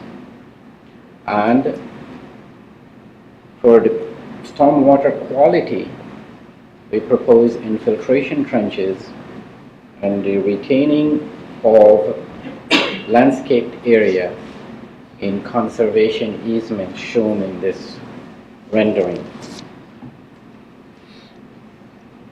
This site plan was required by the county to notify affected parties. We wrote via registered mail over 100 notification letters, and some people did come to the county and voice their concerns. Those concerns were addressed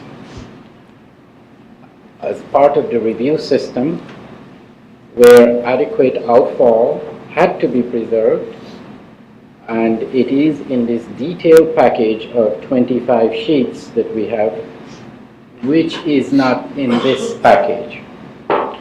When we said site plan, we uploaded the site plan, but not the entire 25 package, development package. And we regret not coming to you with that detail. Now, the issue of the retention of the temporary building is a request to you. Ultimately, it will go away. And we plan to make it go away when we add that T addition in the rear. And that is not shown to you yet, because we will have to come to you for that T addition detail. And we don't know when we will do it. So we have a combination of zoning rights, site plan approval, your rights and requirements, none of which we plan to bypass. But we did come before this board before on this plan. And we have to clarify whether you will approve only 40 parking spaces that is required now for the 6,000 square foot building, or would you allow us to build the 94 now as approved in this site plan to accommodate our expansion, the iterative expansion that we will bring to you in time. So we have a phased situation, we have limited budget, and we appear to you that we are disorganized. But there are several levels of information. And how do we give it to you and so forth? If I tell you that we have the right for 25,000 square feet that came to this board some years ago, it sounds ostentatious and threatening, but that is the truth. I would allow Mel to close. Well, we've done a pretty good job of trying to lay out what's on our minds and what's in the planning stage for where we think we're going. It's rather difficult to look at this site and still meet all the requirements that we have to meet for canopy and everything else, and yet get a building that is usable and feasible at the same time to build. So I think that we tried to and did meet the very sundry kind of requirements in order to get it going. If there are some underlying issues that need to be resolved, we'll certainly get those issues resolved, whether they be with the pathway, with the lights, with the berm, with the tree plantings and all. We had the county arborist to come out and make the survey of all the trees. We already have all that information, so we know what and where we can replace and what to replace it with. The issue of the question of the existing building is one that is a little ticklish. We'd like to keep that building as long as we can in order to prepare to meet the next phase, which is 3,000 square feet. Probably, if we get to 9,000 square feet, we'll probably be satisfied for a long, long time. At least the congregation which we enjoy today really will be satisfied, and we've already had meetings concerning that. We've had votes concerning that in the congregation. Do you think you ever want to go to 25,000 or what? And the answer was no, we don't really want to do that. But we'd not like to limit the future because of what we want today. So that's why we're trying to preserve our right by the DPA to do that. And whether or not we can actually meet any such goal remains to be seen anyway. So if there are things that we need to do to clarify your understanding and our own understanding of how we need to present it, we're certainly willing to do that and expect that we do that within the next cycle when we can get it into the board again. So that's kind of where we are right now. We appreciate being able to come here. We were going to come last month, but things happened, and that didn't work. And Ms. Renault said, hey, you guys are building more than I thought. You need to have a bigger board meeting than the one originally planned for last month. Okay. So I'm pleased to be able to be here, and I thank you for your information and for your recommendations. We'll certainly be able to review those, meet with Larry Butler and the rest of the Rest Association Board group, and come out with a building that we can all love and appreciate right here in Reston. By the way, just as an aside, I moved to Reston in 1968, and that spot where we're building right now, I used to cut Christmas trees off that spot because in those days you could cut Christmas trees off people's land; they didn't really care, you know. And now here we are, wanting to build a church in the same building, in the same spot. And I lived in Cameron Crescent Apartments, along with most other folks who first came to Reston in the 60s. So it's a long way to come. And I hope we don't stop here without having this building. Okay, thank you. Thank you. I think, no one's going to question your rights and what's going on here. I think the thing that we need to keep in mind is we are a design review board. Right. And I think what I'm unfortunately seeing in the site plan, not to sound too critical, but a certain lack of creativity. It's kind of boilerplate. We need whatever those dimensions are in the site plan. We need that many parking spaces. We don't care about the natural things or the trees or the site itself or the topography or anything else. And the building is placed in such a way that the worst side of the building presents itself to the public. That's a little crazy, but that's all right. I understand that's how the site works. So I think there are a whole lot of issues we brought up, and I hope you guys took notes. But given all of that, what I would look for when you come back is perhaps a little softening of the design somehow, so it doesn't look like this 100 or 200 by whatever it is parking lot dropped out of the sky, that it at least acknowledges some of the natural areas on the site, perhaps increase the buffer if you can, reduce the number of parking spaces for it is appropriate for your 6,000/9,000 square feet, to see if there's something we can do with that, coordinate things with Reston so the pathways and all that kind of stuff is resolved. Consider retaining a little more tree cover. And I understand if you have a site plan approved by the county, it puts you guys in a bad position because any change you have to make to make this board approve it, you're going to have to go back to them, and I'm sorry, but you kind of jumped ahead a little fast on us there. But given all of that, I would make a motion tonight to defer this and give you an opportunity to come back and answer some of the questions we've asked, and then perhaps we can get into the architecture at that point. Second. So motion and a second. Any further discussion? All those in favor? Aye. We'll see you next month. Okay. Thank you very much. Or whenever you're ready. Yeah. All right, item 4, Kensington Senior Living. Think about a 30-minute break. Do you need a 30-second break? We get that same joke every month, don't we? John's the only one that has to run. I'm sometimes. Good evening. It's you again. Good.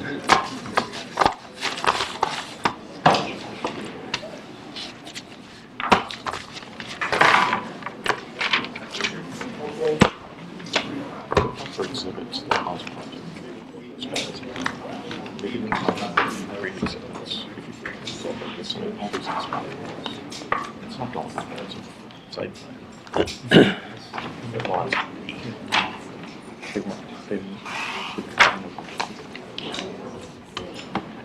Bill is surveyed by their design. We didn't have one with these guys, no, never had one, which I'm gonna. Okay. Good evening, welcome back. Thank you, Mr. Chairman. Mark Looney with Cooley. Seated to my left are Michael Raffiti with Kensington Senior Development, Johnny Mattetti with VICA, and Harley Cook from Kensington also.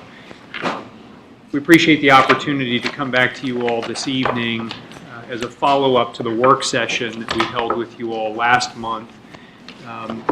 As I hope you will see in the subsequent slides, we've had a fair amount of work done in the last month to try to respond to many of the comments that you all had provided to us in the work session, which we thought was a helpful dialogue to sort of get a sense as to where the board wanted us to go with some of these things. Also give us an opportunity to put together some additional graphics that would address some of your questions about relationships to the surroundings, other adjustments in the buildings that we can make. And we actually, if we can get it to work tonight, have a video that does a flyby around the building on all four sides, along with some particular views of different aspects of the building so that you can see in a bit more detail some of the adjustments that have been made since the last meeting. One of the things I'll state at the outset, we are down on the agenda tonight for a vote. Our real hope in some of this evening is to be able to get your conceptual buy-in on the general arrangement and massing of the buildings so that we can then incorporate those elements into the special exception PRC plan that is been filed with the county but has been sitting there for the last 5 or 6 months as we've been working through some of these elements with you all. We still need to go back and do hard engineering work on many of the things that you will see tonight, which we then need to feed into the county approval process, into what we bring back to you all in subsequent meetings. So we obviously know there's a lot of work still ahead, but our objective this evening is to get your general buy-in to the arrangement and massing of the building so that we can then, as I said, do the hardline engineering that will help us answer some additional questions that you and the county, I'm sure, will have. So with that, I'll dive into generally the changes that have been made since the last presentation based on the feedback that we got. As an overall matter, what we did was elongate the building a little bit more, push it up towards Sunrise Valley Drive, and incorporate some additional step downs and some relationship changes within the building itself, particularly as it relates to the Weathersfield cluster that is to the, I guess, east and south of the project. By elongating the building and adding different breaks into it, what we were able to do is really separate the structure into kind of two different wings with a single-story structure in the middle, and then feed into different elements and take some of the elements that were on upper floors and certain parts of the building and push them out closer to Sunrise Valley Drive as a way to add more breaks in the building and be able to create a little bit more visual interest and reduce the overall mass of the project. The idea is to try to respond to the comments that you had and push the building farther away from the Weathersfield cluster. In doing so, we also, as we'll show you on some subsequent slides, we're able to essentially retain as many of the existing trees along the common boundary line as we could, really with the exception of 2 trees that are adjacent to the approach lane units, but everything else, except at the very ends, would go away, or excuse me, would be retained as part of this design. So again, trying to respond to what we heard. Just to again reorient you to where the development is. I know you generally know relationship to the golf course. We also incorporated in, based on some comments that we had the last time about what's happening around it, because that will influence the architecture as we talk about it a little bit later tonight, as well as in future meetings. But just trying to demonstrate what's happening around the site to the north and then to the west as well, on the other side of Sunrise Valley Drive, because that also influences, given its prominence on Sunrise Valley Drive, some of the architectural elements that could be incorporated into it.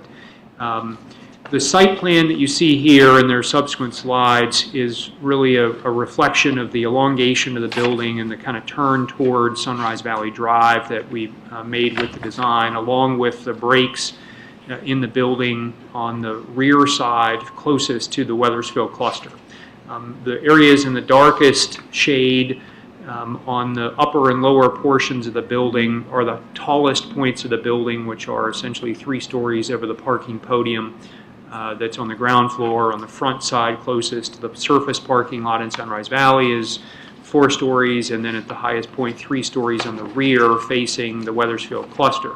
The lighter shaded areas on the southern portion of the building are the areas where we've done additional step downs and breaks in the structure in order to reduce the mass of the building. And again, we'll show you that in the other slides that we have.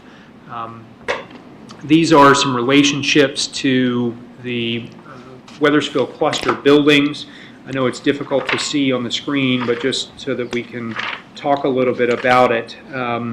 Along the southeastern building, which is the one closest to the approach lane areas, at the lowest point on the building, which is really at a second story level, we're 64 feet away from the closest unit, which is an additional 7 feet or so from the first presentation that we made there. And then by stepping the building back, it moves to about 78 feet at that corner.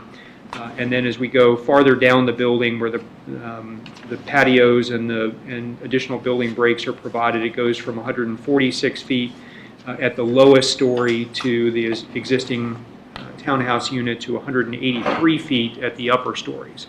So the farther the point being that the ground floor and the lowest parts of the building are closest to the approach lane Weathersfield cluster units, and the upper stories are the farthest away from those units. Again, kind of layer caking the backside of the building as a way to create a little more of a break. So at that sort of approach lane area, we're about a half a football field and more away from the existing units.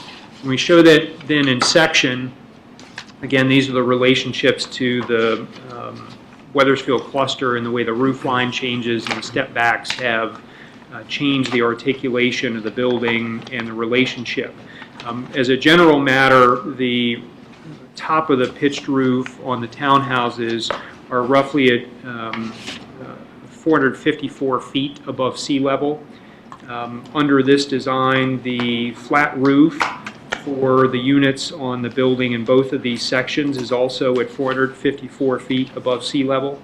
And then we have sections of the building that transition down to 443 and 414 in the lower section and 416 at the lowest level in the upper section. And so the idea is to try to match the roof lines of the proposed development to the highest points of the townhouses so that we're not any higher than they are, other than for the screening elements on the flat roof that would hide some of the mechanical equipment. The lower portion of this slide, and Anna, if I could get you to blow this up a little bit, can we blow this up? I want to point out the zoom in.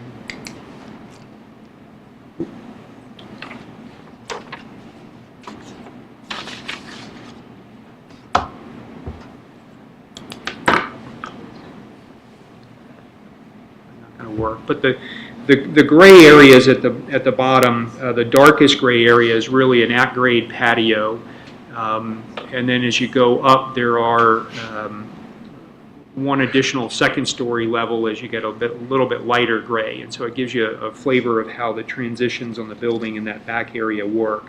The darkest area, as I said, is the ground floor patio, and then it moves up one level and then moves up another level as you get to the top of the building. We've got some other slides in the aerial video will help demonstrate that. This is the new tree save exhibit that shows how the elongation of the building and the turn towards Sunrise Valley Drive at the northern end of the site has enabled us to then save all of the trees that are the buffer in between the building itself and the Weathersfield cluster, with the exception of the two that I mentioned earlier. One of the things you'll see in the video, and we've got some demonstrations here about how this works, we had Land Design, which was brought onto the team to help provide some of the graphics, use some technology they have where they can take photographs of existing conditions.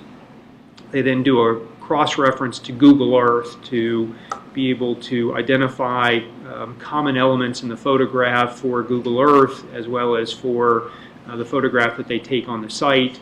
They then drop in the building along those reference lines to be able to understand the depth and dimensions from the markers that are curb lines and other elements, and then superimpose the building behind it. And so one of the things you'll see in some subsequent slides is the ability to demonstrate how this tree save area will actually work in the real world relative to the building that's proposed. And we'll show you how the technology works as we go a little bit deeper into the presentation. So let's show you the video, if we can go to that now. Does it have a soundtrack? It doesn't, other than my narration. Okay. Oh, that means you have to sing, Jordan. Yes, if you can sing it. An all hum. That's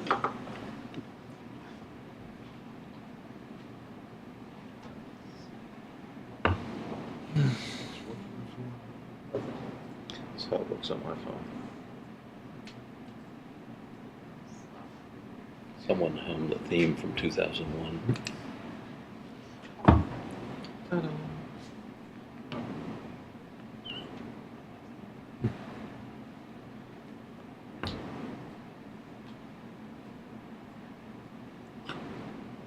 When this happens. It was working before the meeting.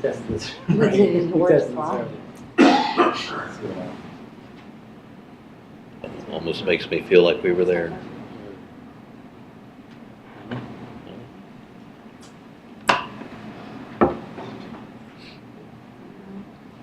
Gonna have to defer it, Mark. The link in the PDF does work. Yeah, it does work. Yeah, I just got that to work.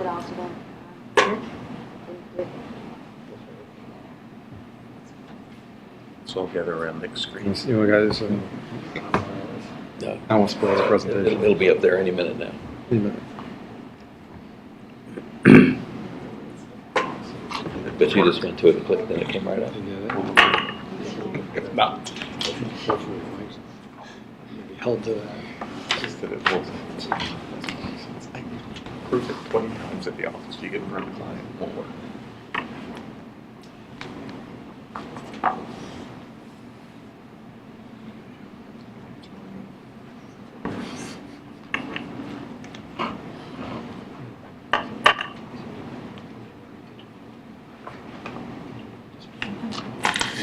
It's trying to work. It's a buffering issue. For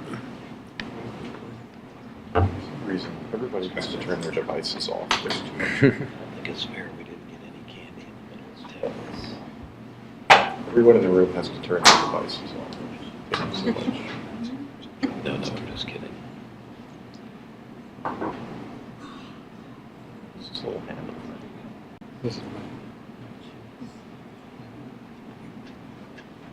Can I borrow you have to ask you. All right. There we go. Here we go. Okay, again, the aerial, you can see the breaks in the building. One of the things I'll note here is just we're looking at the aerial. The porte-cochere that's in the front of the building attaches to the face of the building there, and then it actually extends as the same level all the way to the rear of the building.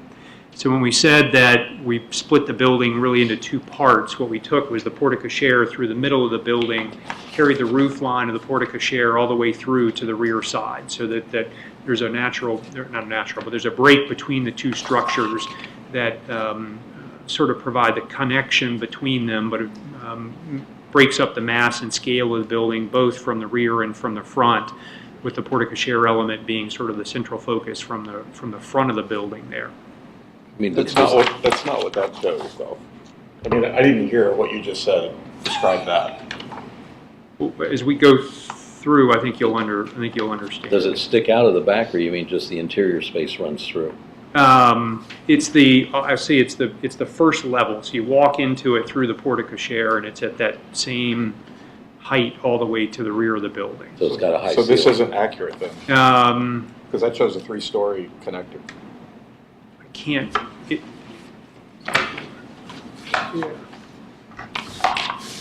It's slightly. Maybe I'm off by one floor, Or two. but it's. I mean, where it hits- I don't think so. But we'll. Or it's where it we'll hits go the through. building, there's 2 stories above it.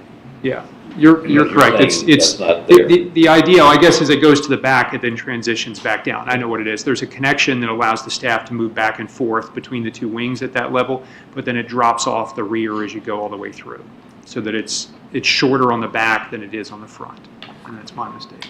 There you go, it's moving now. Whoop.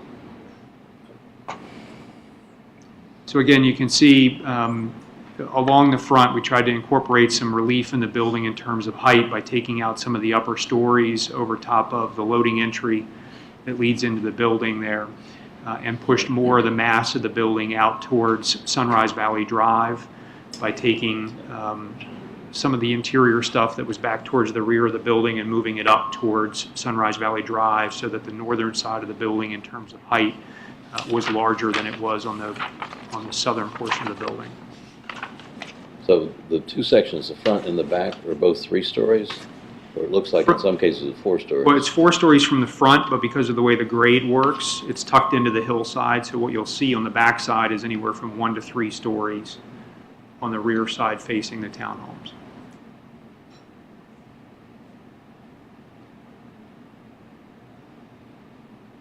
So that is another view showing how it steps down. And to your question about the connectivity from the porte-cochere, it steps off in the back of the building there as it gets through, so that you have the connection. The way the operations internally work is that it's one staff that serves 2 sides of the building. So they need connectivity at the upper level to be able to move between the 2 wings, but we didn't continue that all the way through to the back of the building. There was a reduction once you got to the rear of the building, closer to the townhomes, once that connection between the 2 wings of the building was set.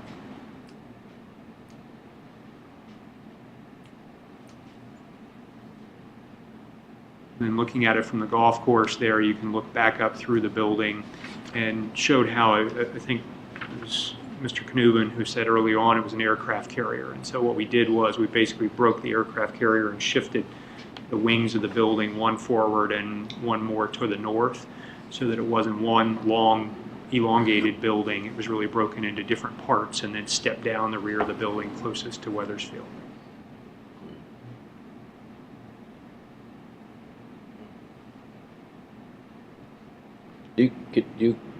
From the townhouses, how far away is the tall part of the building?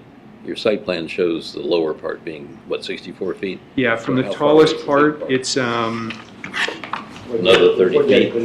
yeah, we've got it in the next. Yeah, the next plan. Oh, so you got a dimension on that, okay.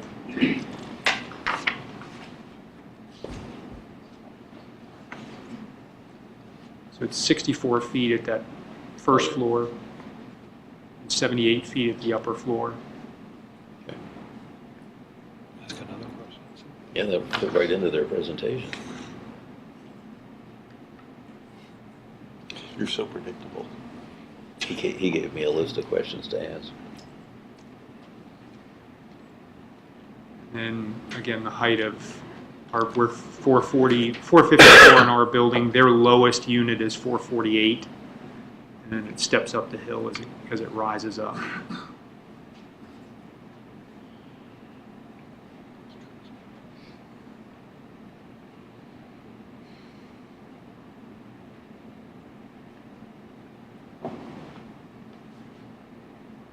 Again, that's looking down Approach Lane with the building kind of coming out 183 to 146 to 183 feet. And again, the transition in that wing to the left. Height.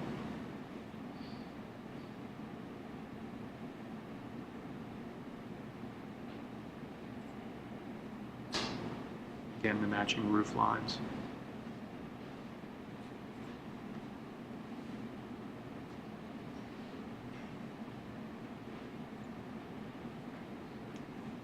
Second, 1, 2, 3. So we're going to show you different views of the site. And this is using the technology that Land Design has to take photos and drop the building in behind the photos using reference lines.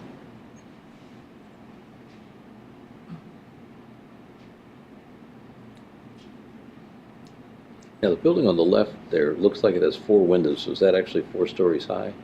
Right next to the porte-cochere. Yeah, well, it's parking behind the first floor, but yes. From the Sunrise Valley side, it's 4 floors.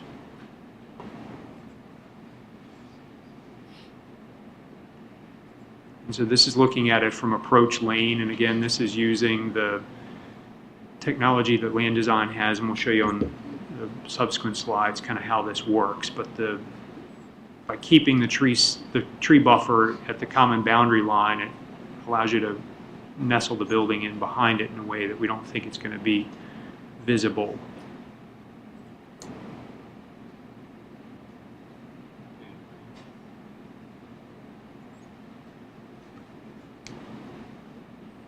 And then this is a third view looking from, I'll say, the end unit deepest into the Weathersfield cluster, looking back north across the back of the building. Again, with the building superimposed behind the existing tree line.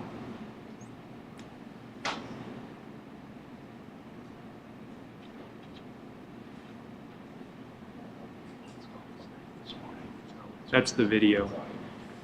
And then if we can go back to the other senior housing business. They haven't torn the church down yet, it's still back there. So here's the methodology of how that technology works, and I'm by no means the expert in it, but they go out and they do a site photograph that takes into account the existing vegetation or the existing conditions, whatever they are, and then creates reference points based on that information in that photo. So in this case, it's the curb line.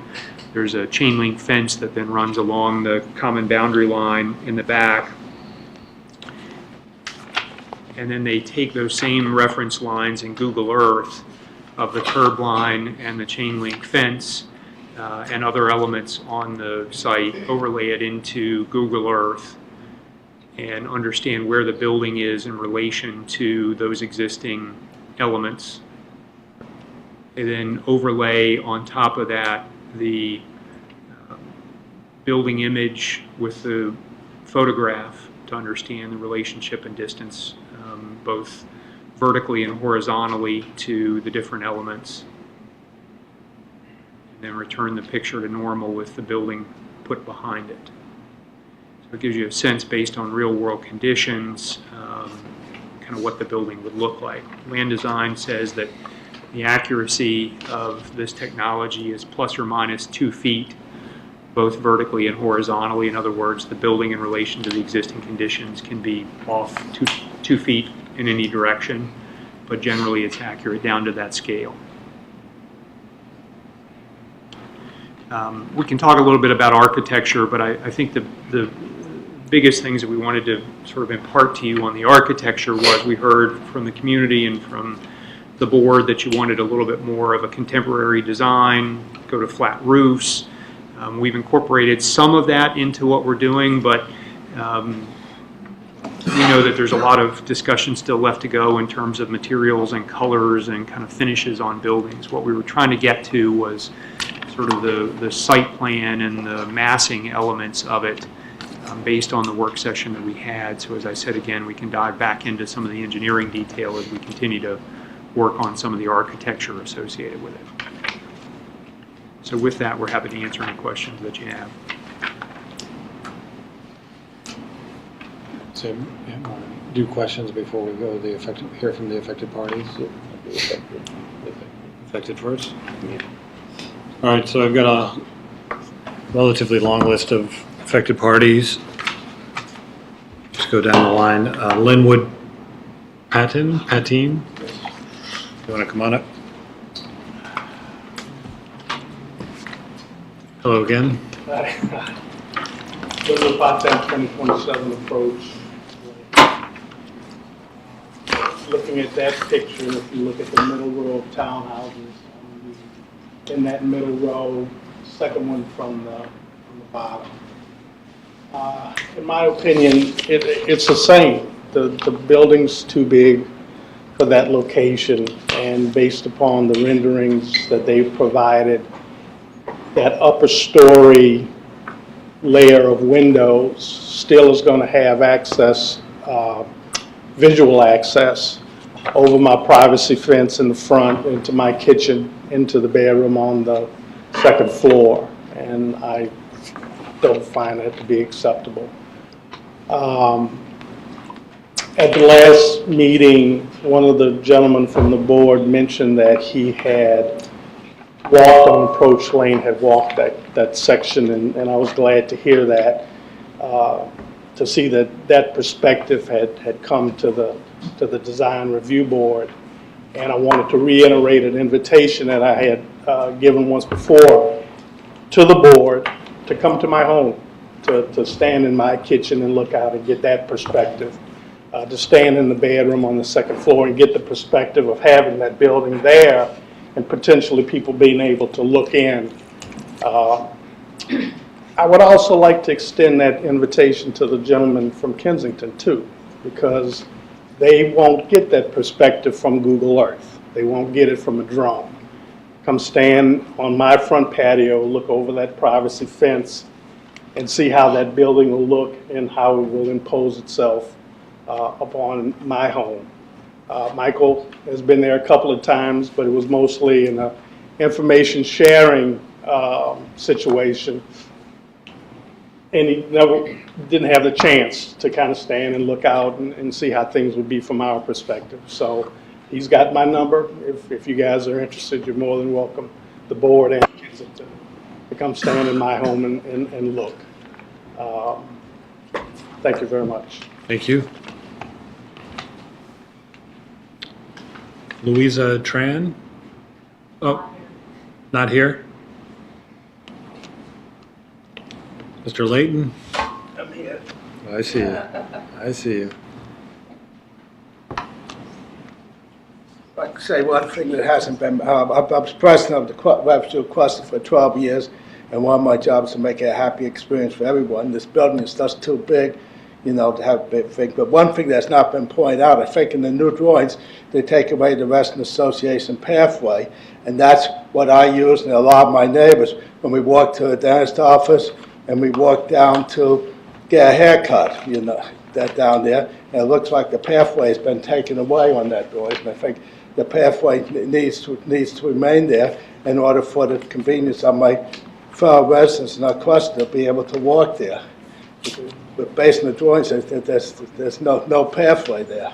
So they can explain, but I don't think you should approve anything that has the pathway. Like also I said, you need to make sure that you know that when they apply for the parking is that they go with what the you know what the county requires now, but not what they are seeking, you know, an agreement on. It'd be nice if you guys would just kill it just by telling them it's too big. It's a nice place for a daycare center. A daycare center could be a little bigger, but that's why we moved there in 1980 was because my kids we could walk my kids over to the daycare center. And a lot of my neighbors do that right now, but everything that they're doing, the building is just way too big for my cluster. All right, thank you. Dave Vaz? John Higgins, 2041 Approach Lane. No, I'm sorry. You don't want to long here for me. Are you, I will get to you. I was just going down the list that we have. Are you Dave Vaz? No? He's not here? Okay. Ted and Starla Vittori? I'll get to you, sir. I'm Starla Vittori. I'm at 2017 Approach Lane, which is the very first house on the corner on the right. Just a couple things as I'm sitting back here and admiring your view across the street of that building and those trees. I'm seeing the same thing in my home, only it's going to be closer, and I'm going to be off my balcony, and it's going to be right there. They have said that the roof lines are all the same. Well, I don't want it to be even with my roof line. I want it to be lower than my roof line so that they're not looking in my master bedroom. The other thing, I have a question. What is that black roof on the right-hand side where the path is now gone in the front? It looks like you have a black roof up there in the back. What is that? That square thing? That's the stair tower access to the roof. It's just an, okay, Access so, point to the roof. so that makes it taller?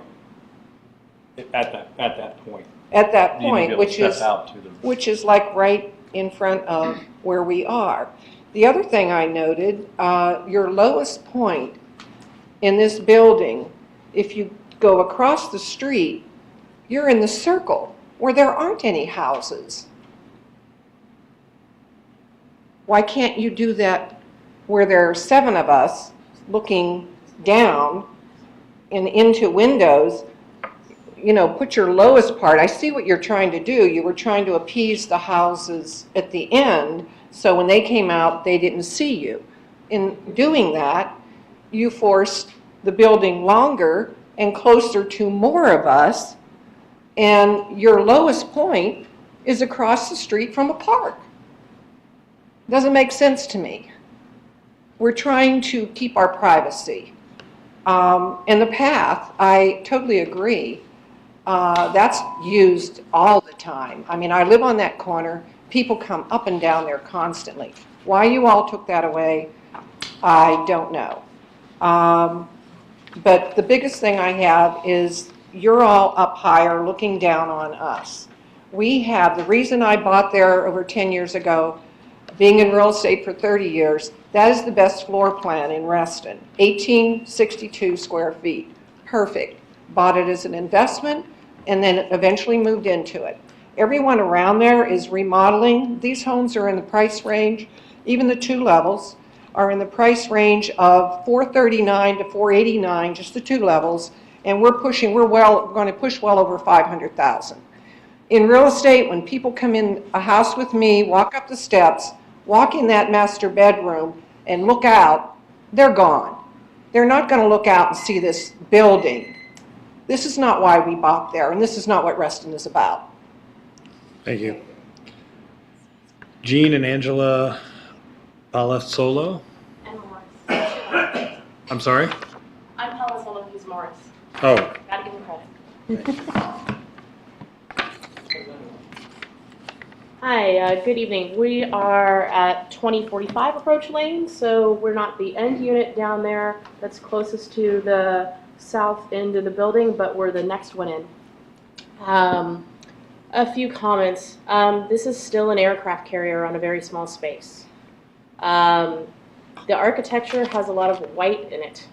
If you look at our palette, which we recently redid in the last few years and went through a lot of exercises with staff on the board, it doesn't look like that. So this looks really different architecturally and color palette wise as compared to its neighbor. But a few more things. Down in slide 7, there's an assumption written into the notes that all townhouses are the same height. They aren't. It skews the drawings. It skews the renderings. In slide 11, that view 3 is my parking space. It's our parking space. If you walk 15 feet in front of that, if you go back to the last notes from the last meeting and look at the letter that we wrote you and the pictures that we enclosed for you, it's taken about 15, 20 feet paced steps in front of that. And if you turn and you look to the west, the tree coverage is not what it looks like there. It's much more sparse because they are white pines that are at the end of their lives. They're big, tall sticks with not a lot of shrubbery underneath of them. And there's a lot more visibility of that building than is rendered from this point. This is probably the most favorable point they could have chosen. If you walked out there with a video camera and did the same exercise, it would look a lot different. It would also look much different as you walk further down approach. There are gaps at basically the 10 to 25 to 30 foot height because of the life cycle of white pines. Most of them are 30, 35 years old, and they're dying, or they're in the process of getting to the end of their life cycle. They are going to go away and need to be replaced. And there's just not a lot of undershrubbery underneath of them because of the nature of pines. So there will be a lot more visual access to our cluster than is rendered in these drawings. These pictures are also done at the most covered time. This is about the height of summer and spring. You walk through there in the fall and you're not going to have this type of foliage coverage. It all goes away. What bushes and trees there are, a lot of those bushes are perennial shrubs and they all drop leaves. So there still will be more visual access from that site onto our site. There will be visual access to master bedrooms, as has been described, into our front lawns, into our front private patios. And calling the roof height 454 feet, the flat part might be over there, but the visual effect of the actual top of that roof is higher than 454 feet and higher than most of our townhouses, particularly those of us down at that short end. Thank you very much. Thank you.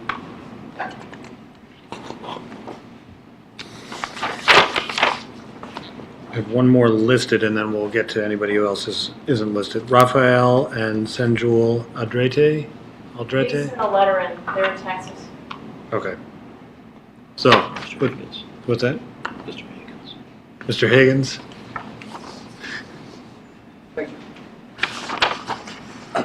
John Higgins, 2041 Approach Lane. Mr. Chairman, board members, staff, and Mr. Washington, thanks again for listening to us. I'm not going to repeat, I promise, what we've said for the past 3 meetings or 4 meetings. You've heard it. Nothing has changed. The design looks different. The visuals are improved. But essentially, we are where we have been. The question asked at the last meeting was, what are the possibilities, what are the options in terms of the scope of your proposed business? Could this be a 60-unit? And what would that look like? And how would that blend in the neighborhood? I haven't heard the answer to that, and I sure would like to. But let me give you one different perspective, because I don't have the talents that you have to visualize these things. I truly don't. I mean, I am lost. And I went out today attempting to do that, and I couldn't do it. I had my camera, and it didn't work because I ended up with the same photo you're looking at right there. It's taken from in front of my neighbor's property right next to my house, practically at my front door. And that's not what it looks like. That's what the camera said, and that's what this photo says, but that's not what it looks like. For 6 months of the year, you will have a lot of that scrub greenery that hides what's over the hill. But for most of the year, it's not there. As some of you know, I live and breathe the sport of golf. And I had a hard time, again, dealing with some of your numbers. I understand yards, not feet. Mr. Chairman, you are 54 feet from that wall. I know because I used my rangefinder to converted the yards to feet. Just a short distance beyond that wall, and up 4 stories would be the top of this proposed building. My goodness, it's a canyon. And in another of the slides, well, actually in this slide, the thickest tree to the left of that no parking sign is 18 yards from the corner of the nearest townhouse. 18 yards, my God, that's almost the distance that we're talking about. 21 yards would get us to the edge of the building. I know that some of you have been to the property and looked at it. I would encourage you, if you haven't looked at it, to please go and stand from that perspective of a person living in this community today and what their life is like, what their property means to them, and what it will mean when they are looking up all the time now at this new building. And for added perspective, I'm not the best golfer in this room probably, and certainly don't claim such fame. But for my shortest shots, I use my most lofted club, a 65-degree wedge, almost unheard of in most people's bag. And from my front porch, using my shortest club, I'll be able to put a ball on top of that building. That is close. That's too close. And this building is too big. Thank you. Thank you. I see a few more faces out there that we haven't heard from. Is there anybody else who still wants to talk?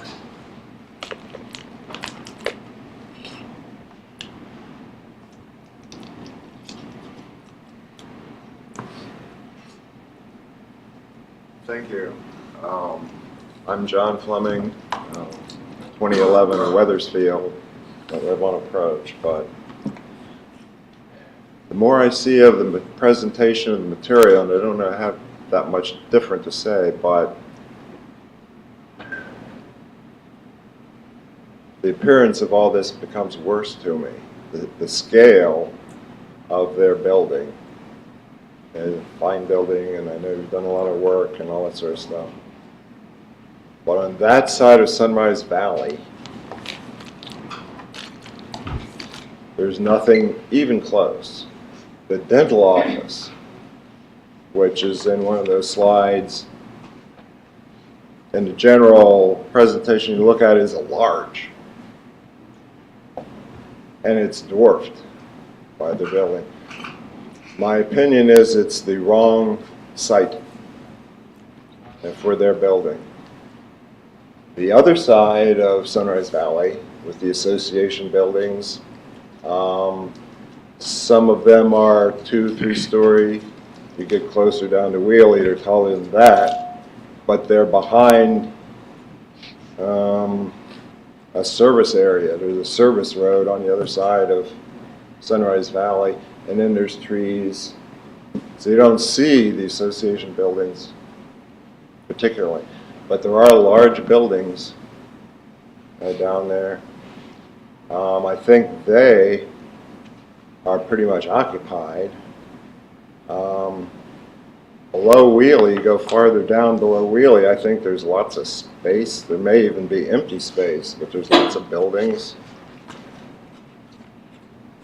My suggestion is they would be better served to look elsewhere to locate their project. It's likely a fine project. They put a lot of time and money into it probably.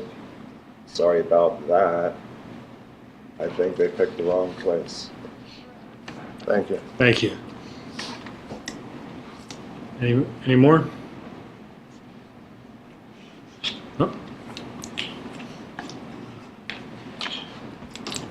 Maybe the last one. Hi, my name is Louis Suji. I'm at 2029 Approach Lane. I'm the second reference point for all the measurements at the end of the row. So I'll look directly across to this building. I appreciate, just as some credit, I appreciate the efforts to do the redesign. Some of the efforts and the things they put into this second round were things that we had requested in our very initial meetings and conversations with Michael and others. So thank you for that. But that doesn't change the fact, as everyone has mentioned, that it's still talking the same size, the same scale, the same impact, the same visual impact, the same lack of privacy, and the effect it has on the life that we'll have in this cluster. Just as one point on that, that is a factor that we haven't really talked about, is just the impact that construction is going to have, and how that's going to change the experience of living there for the next few years as well. You know, going through this process with all these meetings, and then through the construction phases, and then the initial rebuilding of the trees and such. And I think about it in the terms of my daughter, who's not quite 2 years old. So we've been very busy, trying to adjust to life with a toddler. But one of our favorite things to do, one of her favorite things to do, is to walk down the community path and go to that front parking lot of the daycare that's there now, and sit on the curb and watch buses go by. And she likes to walk over to the dental arts center and walk up the steps. And that's her favorite little hill, is that path in between our community and the community center that we walk to all the time for the dentist and those types of things. And I just thought about it from the standpoint of raising a child there. Her young childhood now is going to be defined by this construction site across the street, right out her front window.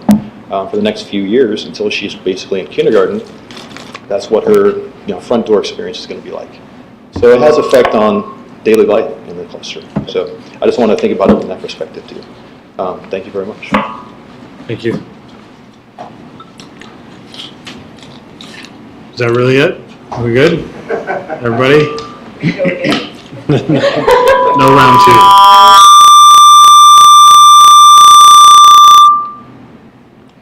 Thank you. All right. Okay. I'm going to start on this end of the table this time. Bruce?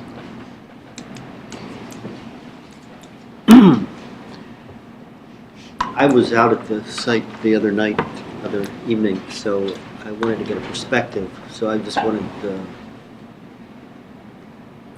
residents to know that take this seriously. I do understand that it would be a big change in your neighborhood.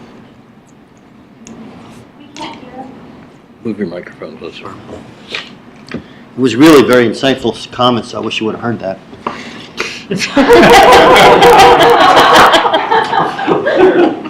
You can play back the tape. Yeah, okay. You'll have to see it on playback, right. I was saying I was out there the other evening toward dusk to get a sense of the community and in the sense of distance.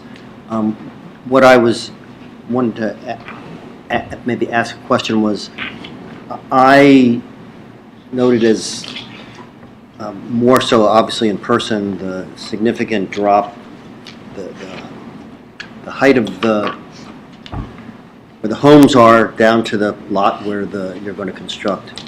And I was trying to get a better sense of what the community's asking about, which is the exposure of not just the heights of the house, but the exposure of the top level of rooms in the building to the across the way to the townhouses. Is there anywhere in your materials where we have some sense of view from that they're asking about the windows, not just the roofs, to the windows in the second stories of the home? That to me is one of the main concerns here is the visual access to their homes. And I don't have any sense from the drawings. I know where the roofs are, and I know where the windows may be, but I don't have a sense of view from that.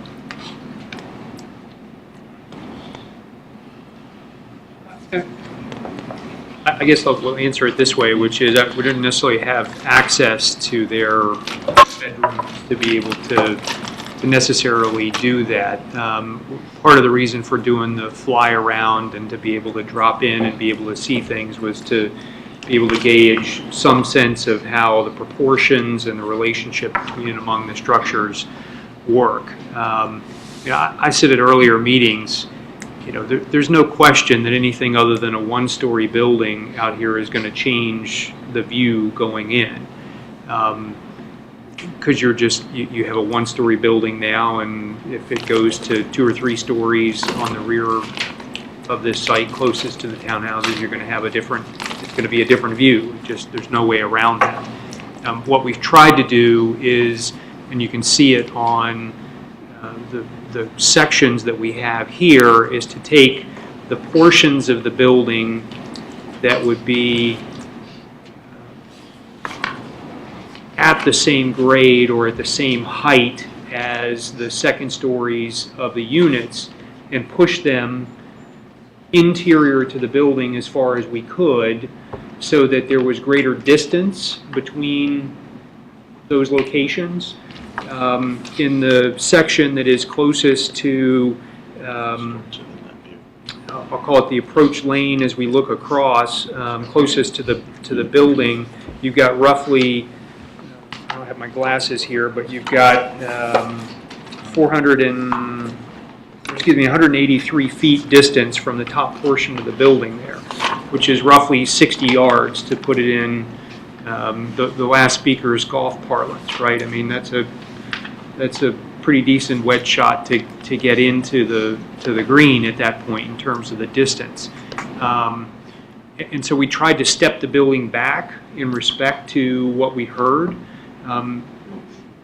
It's not possible to slice off the entire top floor of those buildings, but we tried to, as I said, push distance as greatly as we could so that there wasn't the way to look into it. The other thing I would say is that the character of this use is so dramatically different. The residents here are going to be on a totally different schedule, most likely, than the residents of the housing that sits behind it. Lunch is at 11 and dinner's at 4:30 or 5 and lights out at 8. It's just it's a different use altogether. And so, our hope is that the relationship between the residents of the assisted living facility and the residents of the Weathersfield cluster will be such that they have different experiences, different times. The assisted living has memory care elements where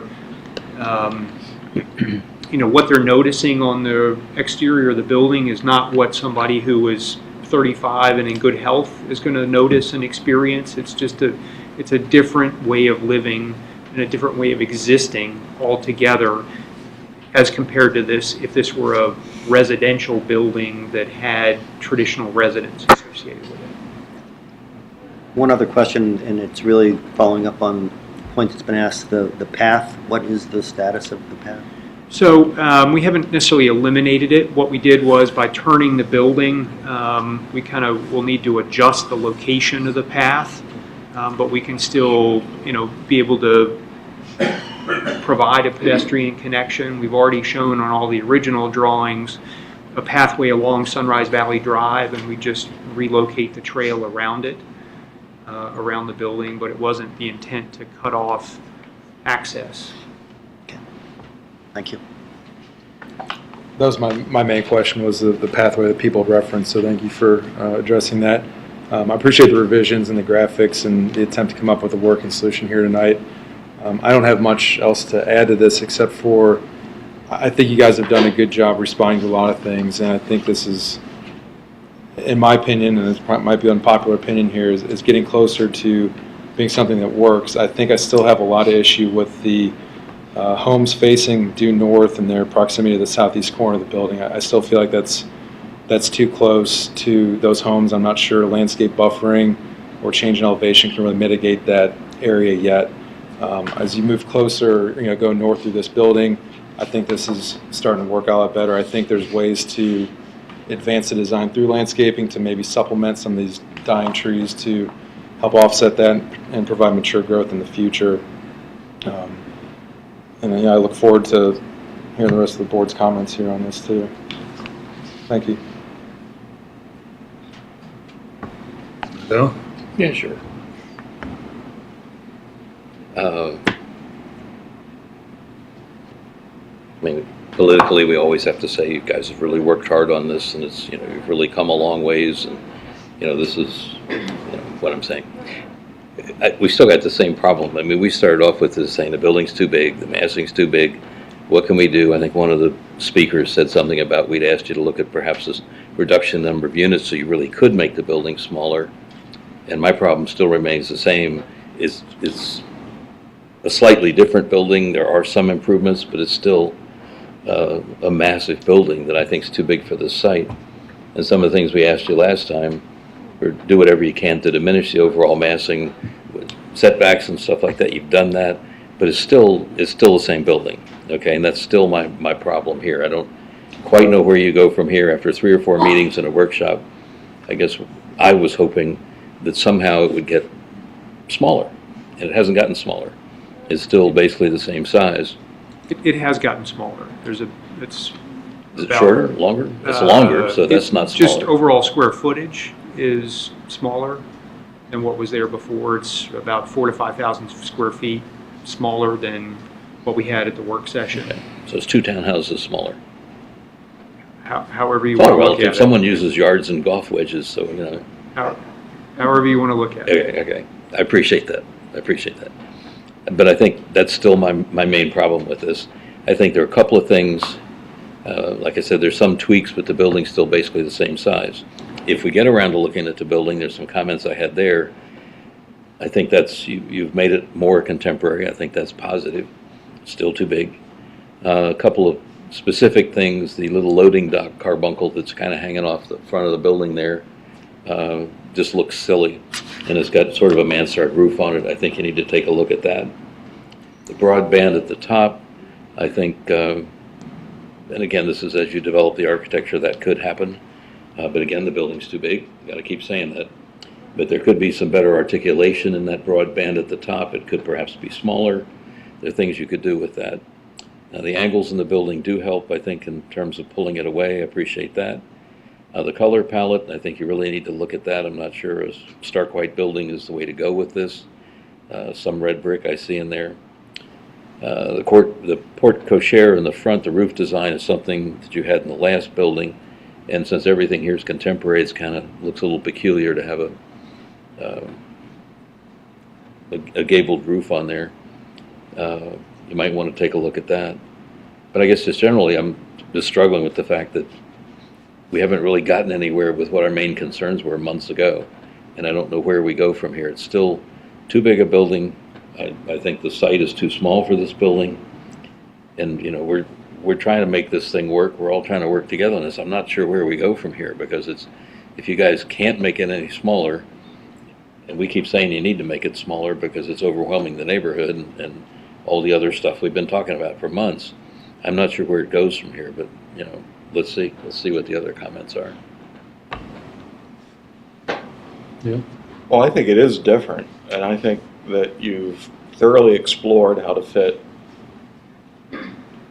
whatever number you want to use. 87,000 is the current number. I really think we've really looked, and I needed to see what this would be. This is what we asked to see. Spread it out more, move it as far away as it can get. And you've done that. I mean, when you look at how close you are now to the western property lines, you're right on them, you're touching them practically. And you've maximized the existing buffer as much as it can be maximized. And thereby the building profile is as low as it can be.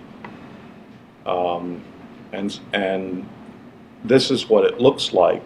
And I guess I'm sitting here thinking about how, you know, our comments, and this is when design review gets to be a process that doesn't produce what you hope it will produce. It's a process by which we make comments, you try to respond to the comments, and you end up with what I would call, and the engineers might not like it, an engineered solution, but not an architectural solution. It's you know, it's spilling across the entire site, except as far away from the neighbors as it can spill, which is what all of our comments have resulted in. And then we have to sit as a design review board and make a subjective judgment on whether or not, A, it's respectful of the neighbors and the impact on the neighbors and harmonious relationships with all the neighbors. And then beyond that, is it going to be reasonably good architecture? And it's just so difficult at this point. You come in and you show how to stay as far away from the neighbors as you can, and yet the architecture, which we don't even want to talk about because we're thinking it's still a massing issue, but the architecture to me is so uncompelling. You know, the little loading dock being maybe the easy thing to point to, or the stair tower right out on Sunrise Valley Drive that pops up an extra story. I think it starts to show just how difficult it all is. I mean, you've worked really hard to do what we've asked, to bring the massing down, to move away from the neighbors. And while we could ask you to go back, and you're certainly welcome to try to make the architecture now more compelling, you know, the bar moved. You know, you've got the massing almost working, but the resulting architecture is so convoluted, and it's just spreading over the site. And the impression is that it just doesn't fit that well, and that to try to lessen the impact on the neighbors, the resulting architecture starts to become just very unwieldy. And we didn't know that. And that's kind of your job, is to see, well, can you do both? Can you move it away and still have it be compelling, reasonably good architecture? And I just look at this and it leaves me dissatisfied. I don't think it's good. I don't think we should be approving it. I don't think that the design review board wants to have its name associated with this. You know, the more impactful project from 4 months ago was much better architecture. It was just too big in terms of massing and height. So we brought the massing and height down, but we don't have any of the green space out on Sunrise Valley, which had to go away to make this happen. And there's just going to be the impression, which we've accepted as reality on the toll road side of Sunrise Valley Drive, that we have large buildings coming to Reston, and now if we were to say, okay, this is appropriate on the south side, it doesn't feel appropriate to me. It feels too big.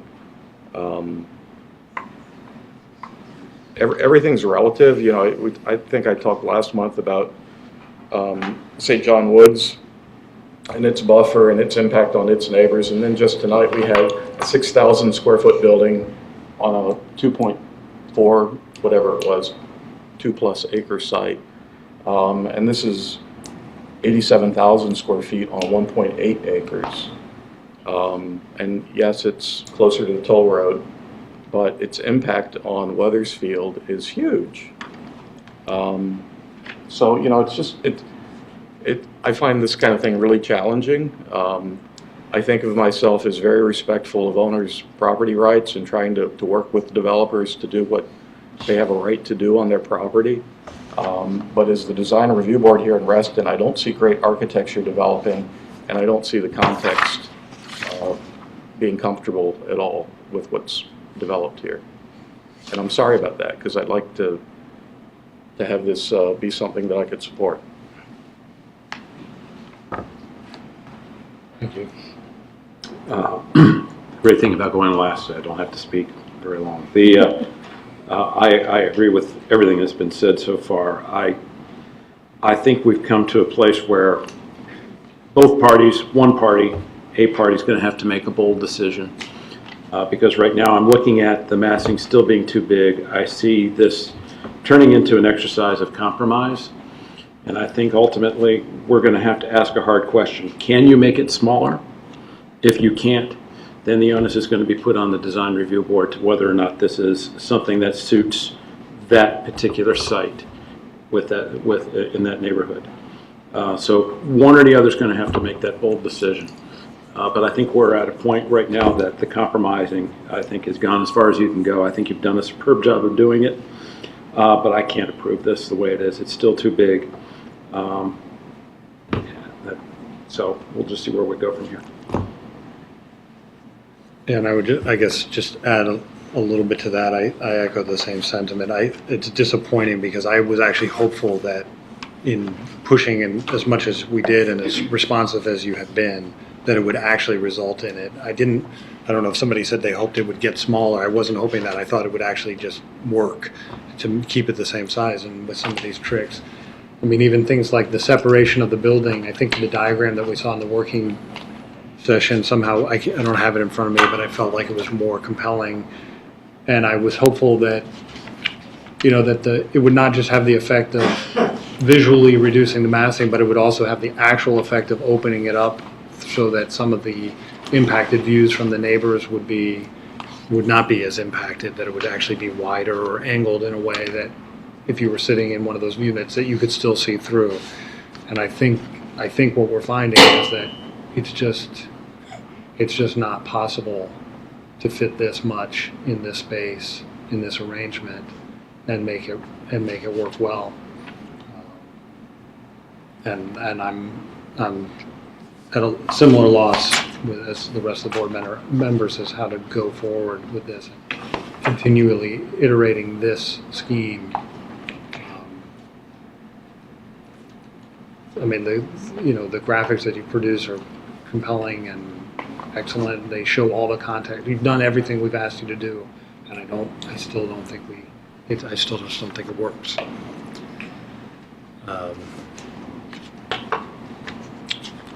I also, just as a detail point, I guess a question, I suspect that what we're seeing in these roof plans is not 100% final.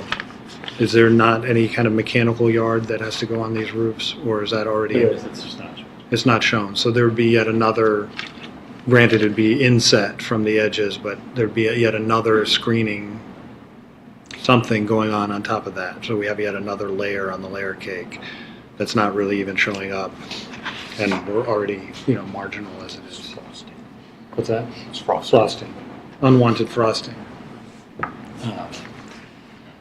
So I think I've said everything I needed to say. That's what he wants to do. What's that? Ask Mark what he wants to do. Yeah. Well, so I appreciate the comments in terms of the responsiveness. I guess the question is, from our perspective,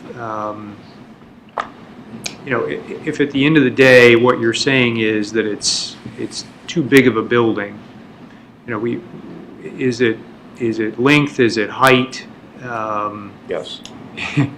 What's the number then that gets us? I mean, one of the struggles that we have, right, is that there's a programmatic element associated with this that we have to be able to satisfy. There's an economic impact to sizes of buildings and numbers of units.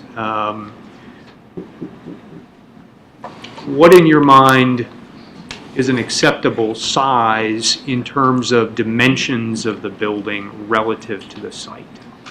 I think we have to be careful about answering questions like that because it gives you a list again, and we don't want to have expectations that we can't cover. I think I get that. We struggle then to interpret the feedback that we get because, as you've said, we've done everything you've asked us to do, and it's still not good enough. Well, except to make the building smaller. We've been consistent asking that. To answer your question before you go on to second here, instead of giving you, 20 feet tall and 30 feet wide or something, doesn't make any sense.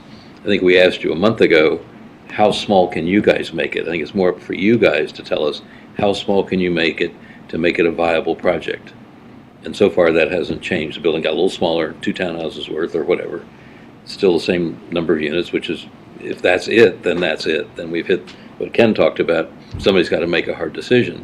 I would still like to know how small can you make it and still make it viable, because I think that's where, I feel that's where it's going to have to go to get an approval. And if it's 65 units, then this building sure gets smaller.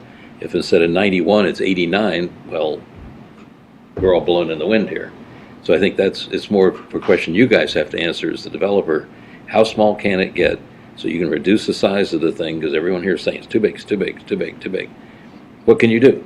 And that's what we're asking you. I don't think it's for us to say, well, make it 42 units and we'll probably think it's great. No, you guys figure out how small can you make it, do that, and then give us a shot at that. I think that's kind of where we are now. So, but I guess what I'm driving at, Richard, is where do you want it to get smaller? And what I mean by that is,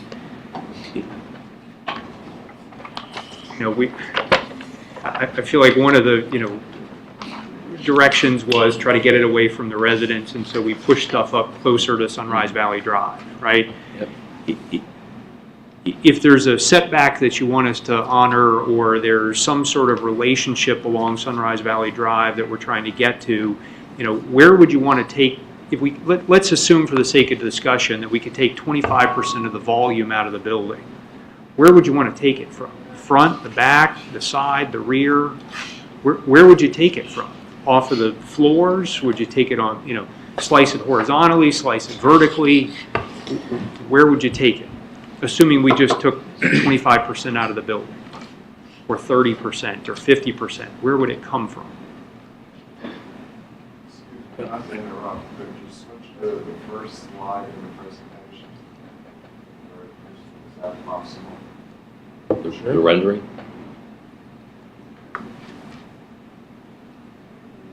That's the relationship between the dental office and the building. I think that's a perspective.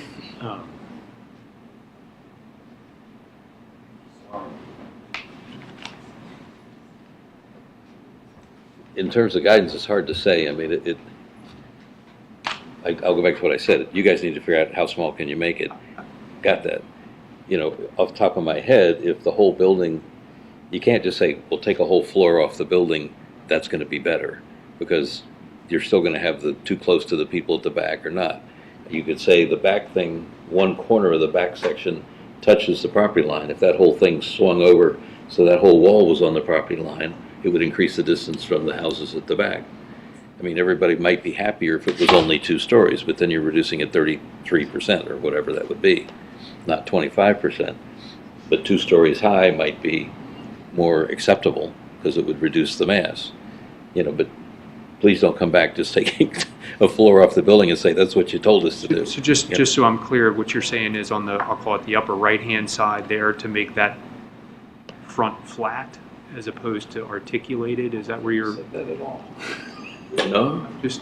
No, what I was only suggesting, and that's the back piece on the top there, the front corner where the loading dock is, touches the property line. Then the rest of the building goes away from the property line. Okay, it pushes to the left. This is only a suggestion, okay? If that whole back thing tipped toward 1 o'clock instead of wherever it's, or tipped toward 2 o'clock instead of 1 o'clock, it would pull that rear corner further away from the people in the back. Okay, because it's, looking at your rendering drawing here, it looks like there's 10 or 15 feet there. That whole building could spin a little bit. That's only just one thing. That gets it further away. It doesn't help the massing anyway. Let's get the board arguing amongst itself, because I think that would result in even more of a Frankenstein building, which is not the direction this needs to be going. Right, and that's, I appreciate that, and I guess that's what I'm trying to understand, is that in the absence of, I mean, right now the design guidelines are essentially platitudes, right? I mean, we want it to be the best, and we have to come in and get direction from you all as to how to interpret those guidelines or those platitudes. And I think if you clean up all the edges and you make the building shorter and you provide some decent architecture, it could be approvable. But right now you've got little pieces squeezing out here and there and everywhere to try and make it work. And the architecture is junk. And it's always been just a little bit too tall. so you think height as opposed to length? Yes. I mean, obviously we had a scheme a while back that was a full story taller but a smaller footprint. And then the very first scheme that we had, I think, was largely the same number of stories as you have tonight. It just had a different roof on it. It didn't have the same articulation in the building. Yeah. But yeah. So, I mean, you know, again, I'm just saying what I said earlier. You've got to bring both pieces along. You've got to, or maybe there are three pieces. You've got to get it as far away from the neighbors, which you've done. You have to make the massing appropriate, which means shorter. And then you have to still make architecture out of it while you're doing all the above. And that's a tall order with the size building you're trying to do, is the conclusion we're reaching, just based on what we're seeing. And I agree with Graham. I'm not fundamentally opposed to size, but you're demonstrating that it's probably too big because it's not very good as we try to make this work. And that's the design review board versus P&Z.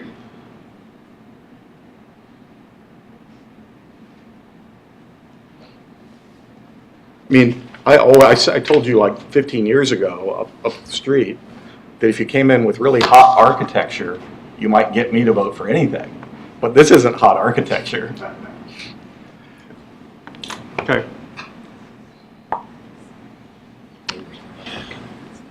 Any more? No, I think that the agenda says for an action item, but I'm more disposed to defer it, see what happens. I'm not sure we can, I don't want to disapprove it. I'll make a motion, we defer and give the applicant time to consider all of our comments and see where it goes from there. Second. Any further discussion? All those in favor? Aye. Aye. Aye. Right. Is that unanimous? Okay. Thank you, guys. Thank you. Genuinely, thank you for all the effort. Thanks, guys. Small consolation.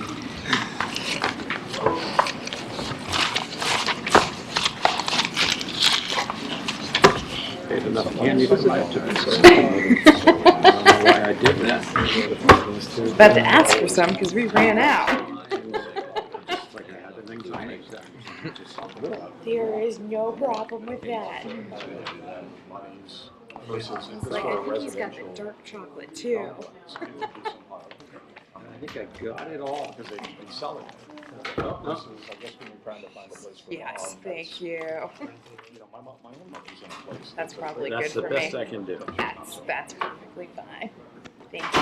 Mr. Chair, Yes, sir. At the risk of being very unpopular, could I suggest that I think Kate is here to discuss the notification stuff, but I would request whatever we put off the guideline discussion until next meeting.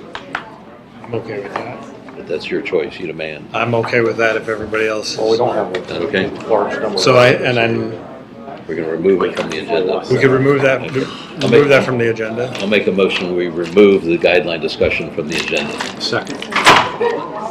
Hey, Margot's got to listen to this. I want to hear what Margot says before I vote on that. Well, if they got everything laid out and ready to present, I want to be respectful. Lucy's paying attention. I appreciate it. Hey, Margot? Margot? Margot? Yes. We've made a motion and have a second to take the guideline discussion off the agenda this evening and do it next month. Okay. Is that fine with you? First and second.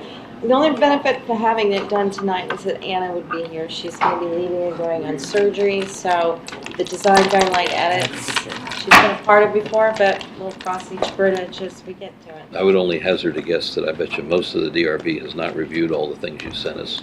That's just a wild guess. Most, know. that would not surprise me.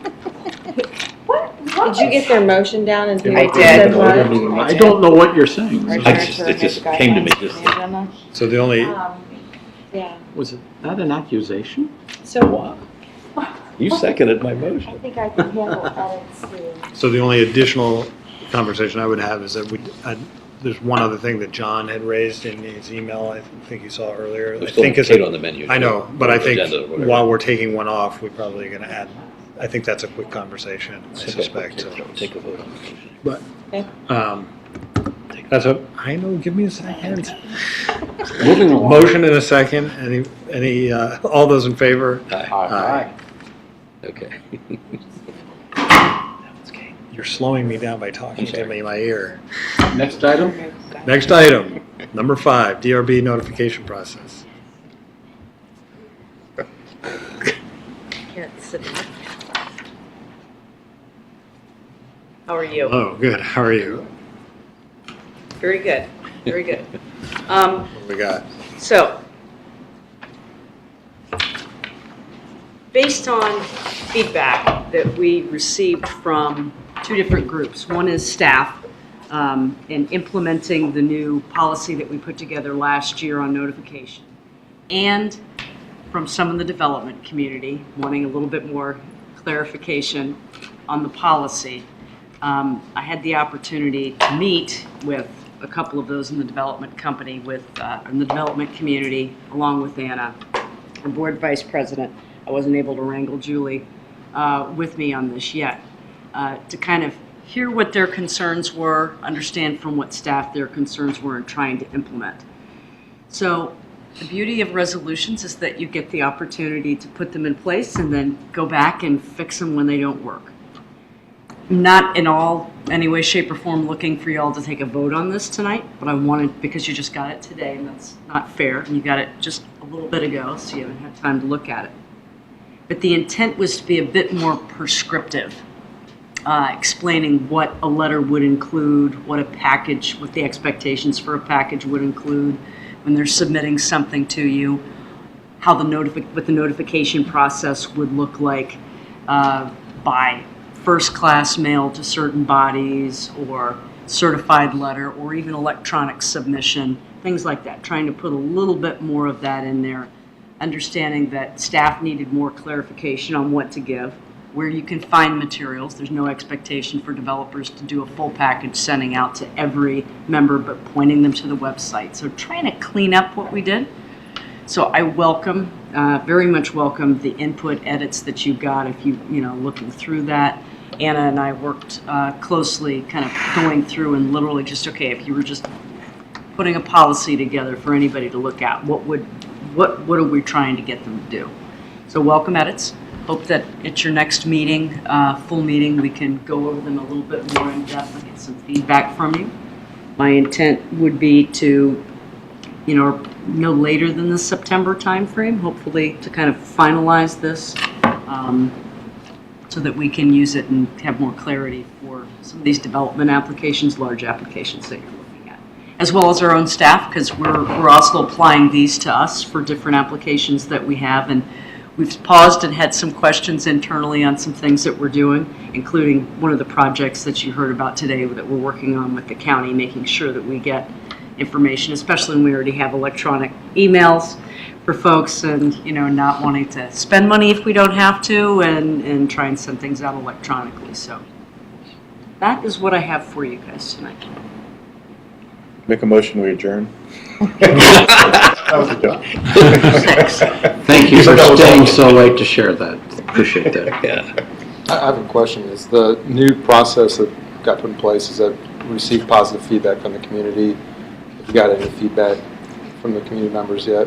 Not the development community, but the citizenry, I guess.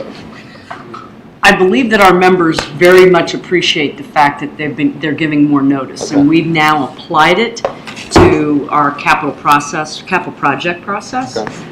So we're, we did for, with you all, we need to apply to everything else that we're doing. So I think people like the fact. I feel like there's enough notice now, though, and they're not getting blindsided. Yeah. That's been the feedback received. Okay. So. Have another piece of candy, Ken. Will that be in the Dropbox or something so we can see? It's already in your Dropbox. There's a GRB resolution folder, and so I placed it in there with today's date for drafts too. Well hidden. It was really the most logical place to put it. I didn't get it until late this afternoon. And that's my fault, yeah. Kate said, you haven't had much time to look at it yet, so, but it is there. Okay. And I can push it out in Word document form electronically if you guys would like to, and you can just put the red pen to it, and I have no issue with that. And, and I know Julie's going to have some suggestions as well as the board, but I want to give, it's your policy, so I want to make sure you guys have an opportunity to cut it up. Sounds good. Perfect. Thank you. Thank you. What was John saying? John wanted to raise the issue of work session scheduling, and what we thought about how that should be done, whether he was proponent of keeping it flexible, versus whatever works for the applicant. Lunchtime before this meeting as a separate meeting. I generally agree with that. My tendency would say since the intent is to keep it public and accessible, feels like the evening times are better for that. I don't know how many, in the general community can run over at lunchtime. I know I work closer to the city, I can't do it at all, so for me it's personally better in the evenings as well.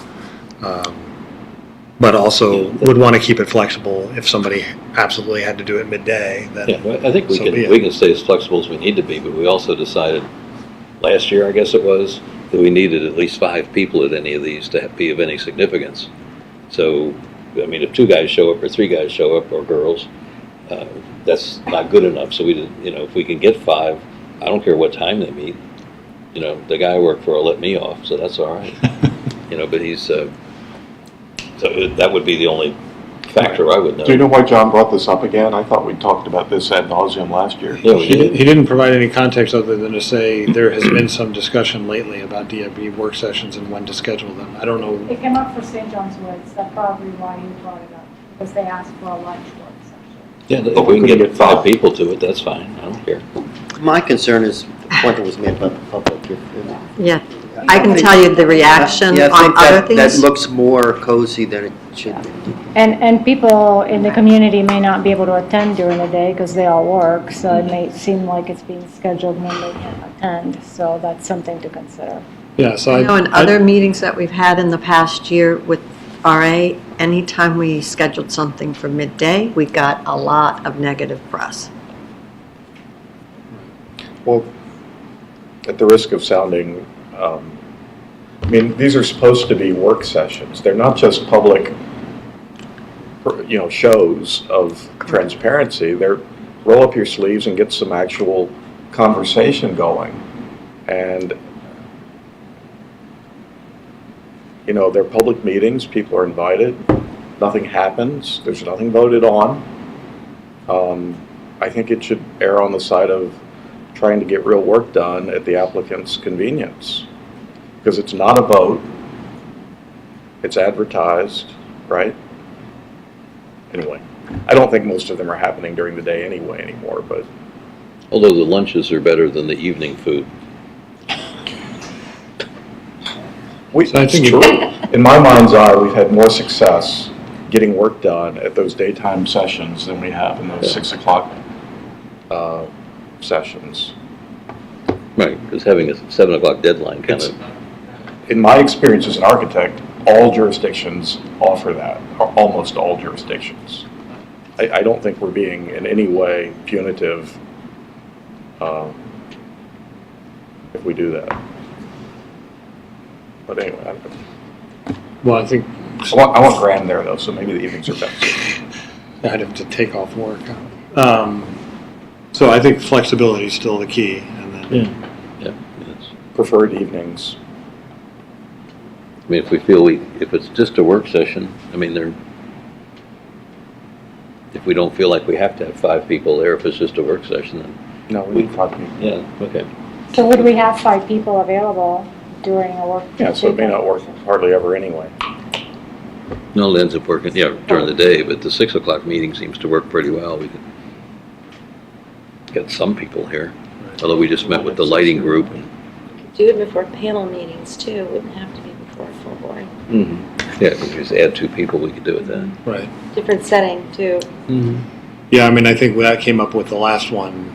I think there was some general unhappiness with the setup. I think that's a different issue, but it's related, right? Where we want to be closer, and we want to be literally across the table. So Certainly we're all, turn it into more of a work shirt sleeve, Right. roll up your sleeve environment. That I agree with, but Yeah, they don't. I think it's pretty well defined right now. I'd even include weekends if they want.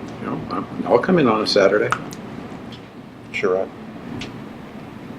So I think flexibility is the key with some preference. Could I ask the question, why do the volunteers have to work on Saturday? And the paid people, they get paid either any part of the day and on the weekend. I'm confused why I want to have a good session. And I believe the session should be, have as many of us as we can, and it should be a setting that's beneficial and promotes. But I don't understand why we should be, the first priority should be the developers. I think I put the public and the volunteers, their consideration is more significant to me than whether the developer wants to come in at the middle of the day so they can do other things on their work day. I would just say that, because it's still fresh on my mind, that what we got presented tonight on Kensington is what comes out of a public work session that wasn't much of a work session. We got crap architecture, and it felt like a political process of the applicant and the applicant's attorney trying to get the DRB and a checklist of things they've done and maybe get a vote out of us to approve. And the work sessions, in my mind's eye, and they rarely end up working out this way, actually involve trace paper and thinking and design work happening at the table. It just rarely ever really works out that way, and you'd think we would probably have learned that by now. Because the minute the attorneys, they're never just a design talk at the table. It's always a public session, I suppose, these days. So maybe you're right. It has to be controlled at that particular work session. They started presenting, we had 1 hour, and Mr. Looney started presenting, and after 20 minutes, I finally had to cut him off and say, Mark, we're not getting to the design. We're not talking about he was showing Colt's neck and everything else and laying his case out there, and I was saying, no, we're here, I bought pencil, I even bought a roll of bumwad to start sketching, and that would have gone a long ways toward helping them tonight. And it didn't, because it was, whatever. This wasn't very effective. But I didn't think because of time, and because of what you said, we got to the architecture. It was all the positioning and mass and size. So I didn't think we got anything to the architecture. But again, I don't know that had to, what we started, I was talking about time of day and when to do this. And I don't know that the problems that we had in the last session and not being as productive as we would like was because we were at 6 o'clock versus noon. right? It had to do a little bit with the setup. It had a little bit to do with the particular applicant who wanted to make a case. Right. So, Well, if we go back to where we started, anytime we get 5 people together and the developer can meet us, that's fine. Let's leave it at that. I don't care. I think we get more people in the evenings. That's been proven. Yes. right. Just as a practical matter. And the public. And then and then if you were to apply the notification requirements, then you know, no matter when you do it, then you're satisfying everything. Right. You let people know, but I know that when asked around internally, there was an immediate reaction from myself, Larry, John McBride, of no. I mean, it was just a no, it shouldn't be during the day. It was just a gut, you know, it was an immediate gut reaction of that doesn't feel right. And I agree with Richard, what I saw the last time with the session, that was squandered. I hate to put it quite that way, but there was a lot of time trying to convince you of what was done up the street. And I, in fact, Will is well aware, noted that when we met with them later, and they were complaining about the lack of clarity and all of this, and I said, you, as soon as I saw you do an overlay of Colts Neck, I knew that you'd stepped someplace you shouldn't have gone. Yeah, I agree. And that was a completely different area, completely different location, completely different surroundings. As was pointed out to them. Yes, yes. I immediately knew that was not the best way to start the conversation on a work session on on a different project. I think secret meetings with a roll of drawings, we'd get a lot more done. I think you just went on camera for that one.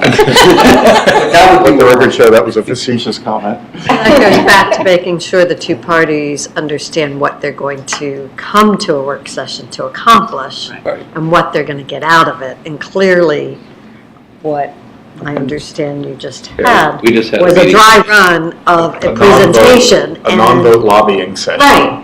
And that isn't what you had offered. We just had a meeting before this meeting at 6 o'clock with the lighting task force. And Ken, Neil, and I were there, and I think Ada, well, your board liaison was there, your new planner, who I think is hiding in the back now. So, we were all sitting around a table with drawings and nothing to drink, which was sad, but that was all right. But we got more done in an hour because it was that kind of meeting. You know, it was just, you talk, I talk, you talk, we talk, and it, boom, everyone knows exactly what we're going to do. We got way down the road with that meeting. It was a good meeting.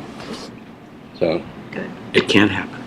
And I'm Yeah, it wondering, can happen, yeah. and you set up you formally set up a working group of this body at your last meeting to do that. So, you know, I'm wondering if that's an option to set up a working group For that is developer? voted on, possibly. For I don't that know. development? If you did Possibly. that, could you do it without making it a public meeting so you can actually get some work done? I'm afraid not. Yeah, we get that, we have Or an will open to meetings answer that. requirement, we can't get around that. But that would put you in a little bit more of an intimate setting, and I know that what we did, because it was again an internal conversation, how are we gonna handle comments? Because, you know, at the last one that you had, it's like, okay, you need to be given time to have your work session without interruption. So we, on the fly, said, okay, well, what if we just do comments at your regular meeting when it starts at 7, as opposed to during the course of your work session conversation on Kensington? That way, we're satisfying that obligation, because we are obligated to provide members the opportunity for comment, knowing that you're going to roll into your regular meeting. So it was just... I mean, could we set up a committee from this board to explore design options for the Kensington? Sure. And then happen to meet with the client as well, so we can discuss it with them without making it a public meeting. I don't mind if the public's there, that's really neither here nor We there. can go into executive discussion session and discuss various options that you might want to discuss. Okay. All right. The only other item that I had is I wanted to thank publicly Linda Bartlett for her participation in the board, and our regrets that she's not continuing on, but understandably not continuing on, but she was a great asset in addition to this board, and she'll be missed. You're here. Other than that, I don't think Make a there's motion to adjourn? Second. All those in favor? Aye. Thank you for all of the dark chocolate candy